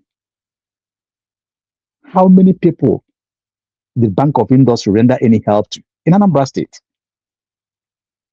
It's very difficult. Before they will give you anything, my dear, you have to know your mileage. And they don't give you working capital. There's a law that I will not say here on air so that too many things will not be exposed. Soludo, you watch all those things. You have never do anything. Soludo, how many roads have you construct or completed in Anambra State? Rather, individual also. You that call yourself a governor, you will go and commission it. You don't have shame. Soludo, you were there before Governor Oti of Abia State was elected. Today, can you stand where Governor Oti sit?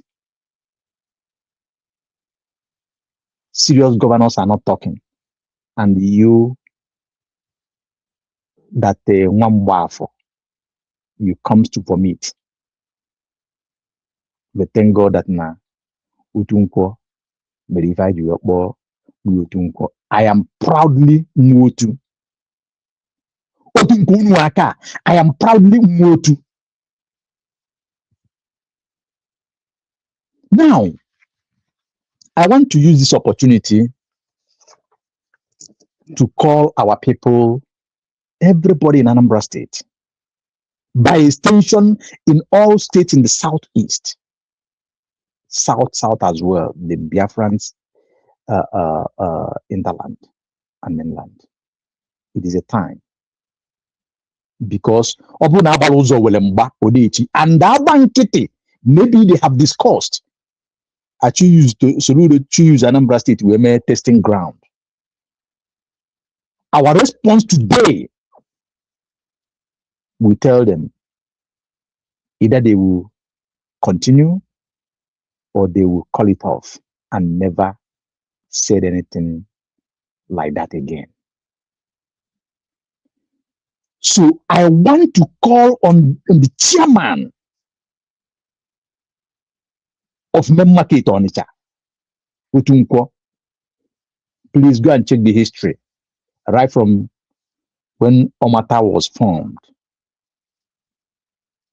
when the set of GUO, when the set of many people in the days of Yemedem, how Memmarket was. Governors don't come to Memmarket to mess themselves. So on that note, I am calling on the chairman of Onitsha Memmarket. I am calling the chairman of Ochanja Market. I am calling on the chairman of Owogu Market. I am calling the chairman of Relief Market. I am calling the chairman of Mukobosi. I am calling the chairman of electrical. I'm calling the chairman of the road. I am calling the chairman of new auto spare parts. I am calling the chairman of Mbukampo. Mbukampo is different from that of Obusi. I am calling the chairman of Oborod. I am calling the chairman of Newi Motorcycle Pass. I am calling the chairman of Koka Market. I am calling the chairman of Building Market Ogidi and that of New Tire. Other market, please. Other market chairman and chair ladies. I could not mention your name because you are too numerous to mention. It is time. If the market could be shut down, know that Nankunu go for Nkupu. And I want to call this guy from Ethiopia that is the chairman of Obogo. Do not throw the way of Soludo, your brother. At this time, you must have to stand with every other market as mentioned and others. Every market should join main market and shut down. So far as main market is closed, every other market should close and let everybody be on the street. On the street, all the way to Agoka. Make sure that nobody go in or come out from Agoka. Since the illegitimate governor, Wambafo, Soludo, wants to when Anambra amanzuike nanda Anambra manatana befa ka na chua na mbago agba natana bai na ga use here we make them the buy. It is unacceptable and we will not allow it. Other possible no one adiana. Obuna Soludo kweta na ga use here ke we truncate here the release of Mazin Nande Kanu or our total freedom Biafra. Other possible na all generation yet to come. No one adiana. Now all of us will have to stand up, shoulder to shoulder. Those in diaspora, we should give support to those in homeland. We will be cooking for them every now and then. Let us cook. After all, during the NSAS, people cook food and bring people doing baba for free. Let those things repeat itself until Soludo run out of Agoka or he apologized to Ndibu and all the market. Very important because and let me call on all in DSZ Nanibu. Igbo should stand up and stop collecting 100,000, 50,000, 200,000 from this government that makes them to insult them. When I was born, so let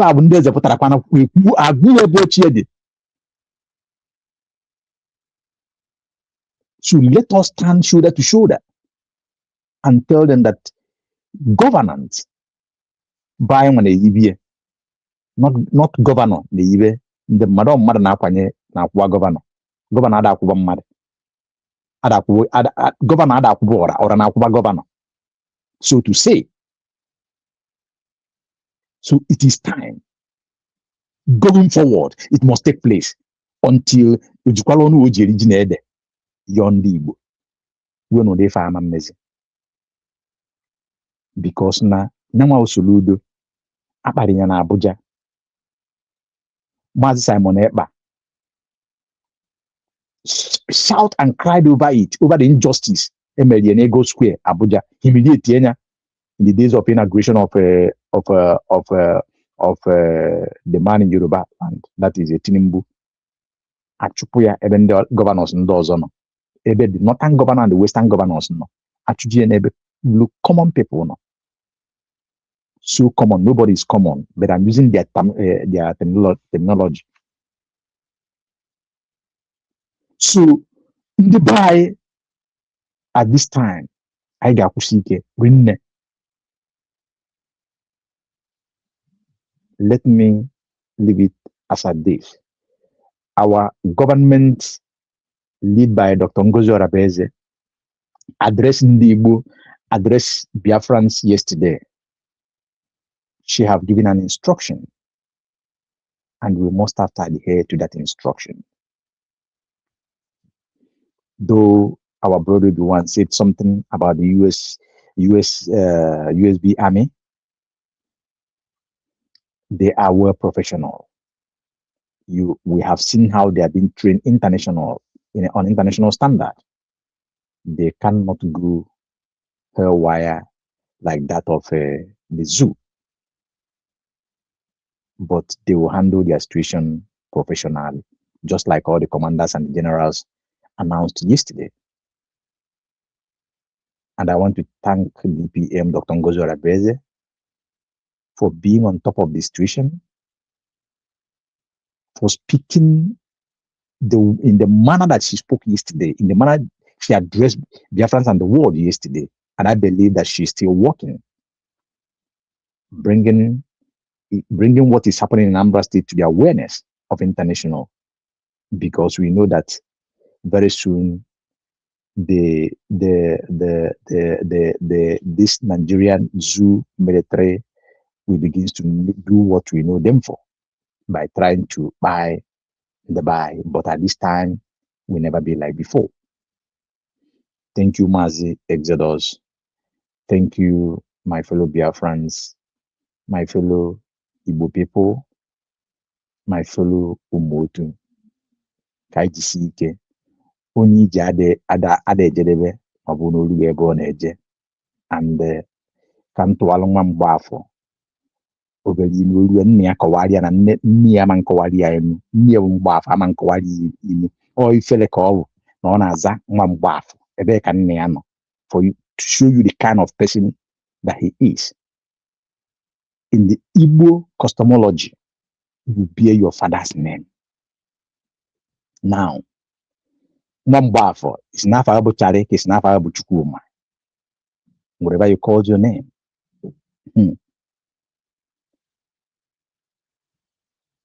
Gebu Manza. Neke na uchaji egwu. Mana yezili enwayo.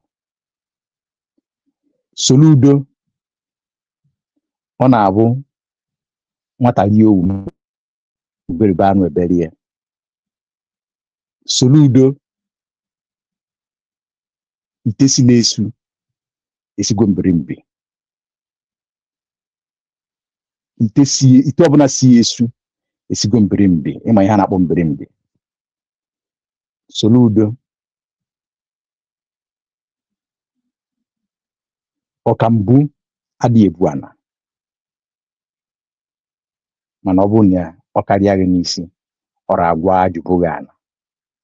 Soludo o nwere ihe ụzọ ihe na-abụ nwata ada ebeta n'akwa. Nwatakịrị nwere ike ibe akwa enye nne nye ya ala, mana nwatakịrị ada ebeta ọtụ nne ya n'akwa. Nwatakịrị ada ebeta amụ nne ya n'akwa. Soludo ọ na-awụ dibịa sikarịa ike atụgharịa ụtụ ọgwụ. Ndị dibịa isi kara aka atụgharịa ụtụ ọgwụ. Ife a bụ Enugu okwu ka ọ dịba. Anambra ka anyị nọ. Soludo jee jụọ ese. At least o nwere ndị isi kpọbụla akpọ bifo na Anambra na-efe anya ọfụma, nke gị nwere isi gị pere akọ, isi gị pere ezigbo mpe, you know that.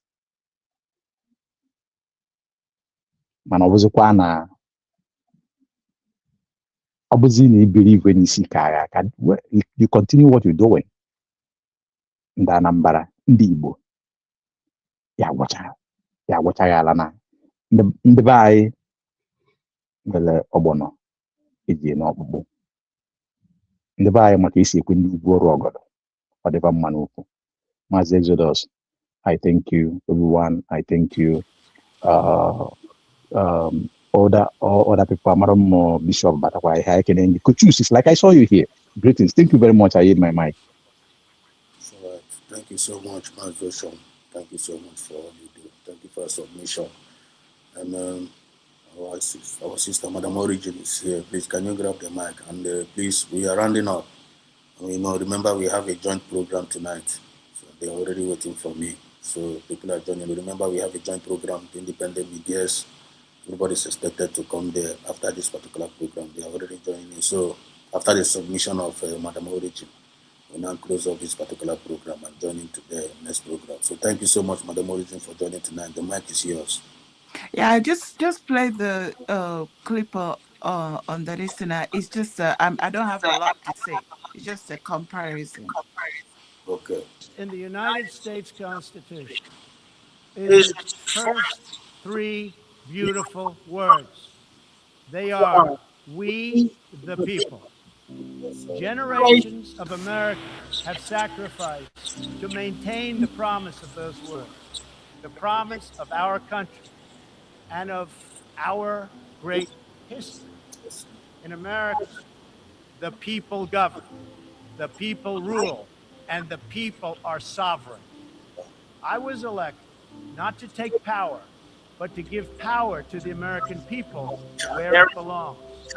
In foreign affairs, we are renewing this founding principle of sovereignty. Our government's first duty is to its people, to our citizens, to serve their needs, to ensure their safety, to preserve their rights, and to defend their values. As President of the United States, I will always put America first. Okay. Hello? Can you hear me? In the United Yeah, right on.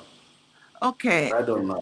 Mazi Exodus, when you hear these words, the people govern, the people rule, the people are sovereign. Now, look at today's where we are, where the government that is ruling the enclave called Nigeria. When you look at it, it is the man rule. The man, if there is even no governance, the man is sovereign. Everything is the man first. Everything that is happening inside that enclave is terrorism on the people, terrorizing the people. There is echo. Is it from my side? Okay, now let me off the mic. Can you hear me? Yes, I've off my mic. I off my mic. So the thing will stop. Okay, so continue. All right. So you see, terrorizing the people, torturing the people. It is a country where RAPE of women, girls, children are allowed. Nobody prosecutes anyone that is out to destroy the lives of the people, to buy the people. If not, how did this man just called Soludo just take it upon himself? And the one that even, like hurts is with all that is going on in Lagos on, is it Christmas Eve? Three brothers or two brothers were screaming until they died because they were in a place where we know is hostile to us. Three of them, three brothers, the same father, the same mother. Same mother. And a lot of things. This man had the guts to tell the Anambrarians that he's going to pull down the shops. When they are being threatened in Lagos, they are threatened in Abuja, they are threatened across the so-called Nigeria, where they are supposed to be citizens. So when people begin to talk about Soludo, I say it's not really about Soludo. It's about the system that is out, the system that Soludo is serving. Yes. Soludo is the errand boy of the system that is after us. Nothing more, nothing less. He cannot save a chicken inside Igbo land, inside Anambra. Exactly. Soludo cannot protect a chicken, talk less of human being. Because the system he serves, the system he is running errand for, the assignment is to humiliate, eradicate, clean up the people. And Soludo cannot do any more or less of what they ask him to do. Ocean Master, you're talking about when they disgrace him. It's because he wasn't doing enough. So now you can see, someone was talking on another platform, was talking about when he wanted to take over. Even this, so what I learned is that even the heads of the market, he has changed them and put his people, the ones that will obey him there. The ones that didn't obey, they disappeared. But nobody will have the mouth to talk about it. Nobody will even call him out and say, where are these people? What happened to these people? The people that resist. So I know that I don't even have much to say. I just wanted you people to compare. When we talk about, so even people inside that contraption, they don't even know what they are in. They don't know that, in fact, they have, it's like you are under a bondage, a slavery that you don't know how to get out. And they are there. I heard someone saying, Soludo Bikono, from where to where? Does Soludo have power to protect you or to hear your Biko? Soludo will always do what he is asked to do. If he doesn't do it, they will call him up, send him to the dome. By the time he finishes, he will become wilder than he was the last time. So let us smell the coffee and know what is going on, and know that the system in place is not for our existence. And as fast as we can, we need to exit that system. And we are doing what we can. And I hope the world will hear and help us. Because so long as the likes of Soludo and the politicians, the senators and the reps, they can't protect anybody. In fact, the assignment is do it or we'll come and do it for you. I rest it there. Thank you so much. But I kind of thank Nambrarians, the people that came out today, the market people, that know that they are the ones that need to, that they can't stop screaming. They can't stop, because even if you stop, nobody is sure that when you go to sleep, they won't come and do what they are asked to do.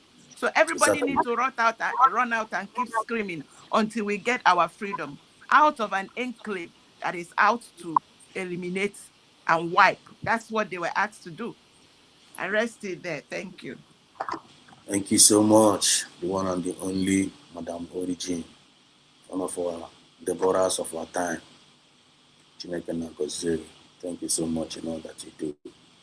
Your friends and lovers of freedom have heard your voice. Obi-Wan as well, Mazosham as well. Wonderful contribution indeed.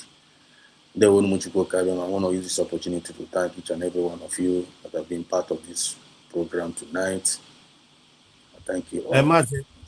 Can I just send you a message, please? Since you guys are going to the anchor, the media anchor of a thing, you guys should try and let our people to understand that it's time for engagement. To tell our people that now the most important thing, those for the facts now to Kame market next year, which means government house must not open. Okay, where my one. I think that will go a long way. Thank you very much. It's all right. The people already, because we are part of the people. You understand? The people and the government, just like Madam Origin said. Just if you check out what Donald Trump said here, that is the conclusion of the whole matter. The government is being made to serve the people, not the other way around. And if the government Exactly. failed, if the government failed to serve the people will take over the power from the government. They will Exactly. have the right to choose. They have the right to choose whoever that pleases them. Now the power belongs to the people. And now our people now, they are not knowing their right. People like Ottawa got their right, and they are now using their right well. As Trump explained everything with passion, exactly there. And you I'm can hear telling you. him when he's talking about he's been elected to serve the people. And whatever Alhamdulillah. solution it is totally different from what a president of the United States of America is saying here. So I don't think that man has a place in our midst. Thank you. He went to UN and he passed this solid. He went to UN. He was Ghana UN. Got a message here. The one in age the receipt. Or nobody got no message here. And now he's against all those puppets.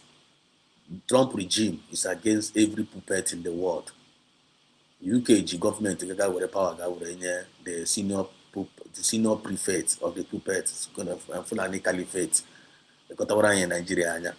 Then the Fulani Caliphate was a puppet and Kezi. Somebody Kenya will go Kenya Suludo Matulumbu. Tulumbu cannot do anything. So someone there in charge. There is a system that is in charge. But the good news now, as when the righteous rule, people celebrate. There is a regime thrown down in the name of Trump. Or they're against all those puppets. And they want to flush them out in its own regime. So we are going to seize this moment. What a fine nature. So we are connecting there now. We are connecting to that joint program. So we are going to talk about it. The matters arise. Every Biafran is being expected to be there. Only the free. Only when the chance and the time to connect, you connect. Only the chance. Don't bother yourself. As many people that are going to gather there, they have something to contribute, and the whole world will still hear us all. Here in the article now, blind Bartimaeus. We will continue to make that noise until the whole world hear us out. So thank you all for contributing tonight in the studio. Everyone on the comment section, God bless you all. You all are highly blessed. So can went on the other side. I love you all. May God bless us all. This is Biafra Exodus TV. Always bringing the message of redemption, liberation to the hearts and the minds of our people. And don't forget, this is our movement I represent, the movement of we the people, by we the people, and for we the people.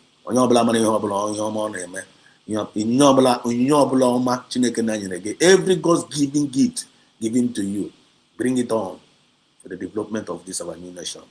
Don't be useless, be useful to this movement. Goes your family, goes your community, and to goes our nation. So from here, it is good morning. See you on the other side. They will.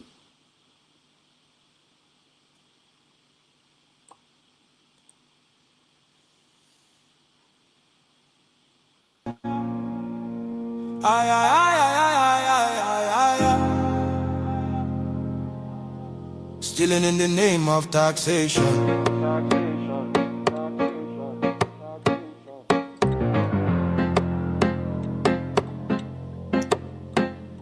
Shine your eyes, smell the coffee. This no be reform, now robbery with grammar. Then call them tax reform, but we see deception. Stealing from the poor under policy protection. Broad daylight robbery, pen instead of gun. Sign paper, drain pocket, tell us of a small endure. People they struggle just to stay alive. Food don't cost, fuel don't climb. Yeah, then still they tax the hungry man. No accountability, no evidence of plan. Tell us where the money where you not don't collect. Roads they cry, hospitals they beg, schools they decay, use they roam, but tax money vanish, nobody knows the home. When hunger they shout, them add more load. When people they bleed, them still collect toll. Now suffering economy tax to death, and them call them leadership, God I beg. Stealing in the name of taxation, legal looting of the Nigerian nation. Stealing in the name of taxation, robbery with suit and documentation. Stealing in the name of taxation, no accounts, no explanation. Stealing in the name of taxation, wake take up Nigeria before them finish us. Why France? Tell us why France? Why attacks guitar they cross border by chance? Other African nations they cut them off, but Nigeria they rush go sign deals non-stop. Now whose interest? No be our own. Smell them well, this thing get bone. Foreign hands on our revenue stream. A saffroning system dressed as regime. We get experts, brilliant minds. Economists, tech cheese, world class refined. We no need outsider to count our sweats. We no need Oyinbo to manage our debt. Wait for France to plan Nigeria fate. Instead of home retreat, na Paris they wait. Every medical trip, na Paris again. After billions pour for clinic maintenance. Alphabet don't show us the pattern before. Public money move private door. Now Paris fit on Alphabet too. Collect our taxes for private fuel. Another pipeline, another scheme. Another legal looking money machine. Public funds enter private pockets. Foreign address, same old rockets. We still remember the bullion van. We can see your secret plan to steal from our national treasury and leave the people in poonery. Something they hidden, something no clean. This closeness they worry, this tie they mean. Nigeria no be born, no be sale. Our future no go enter a foreign scale. We no go forget the bullion van. We know the secret plan. It is a gang of looters. They are not real leaders. Nigeria for sale, no. Our future for deal, no. Our economy for surrender, never. Stealing in the name of taxation, never. Stealing in the name of taxation. Legal looting of the Nigerian nation. Stealing in the name of taxation. Shine your eyes, Nigeria now. We no trust in Ubu's alliance with France. We no want another neo-colonial master. Nigeria is not for sale to Macron or France. Nigerians, let's stand together. Speak out now, before it is too late.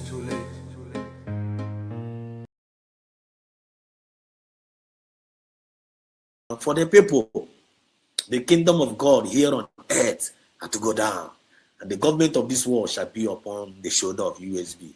Hashtag USB to the world. USB in the morning, USB in the afternoon, USB in the evening. That is our testimony, and that is our redemption, and that is our liberation. If you refuse to fall in line, with this USB, Ifukwana, that's the only saving grace. Apart from USB, any other hope you want.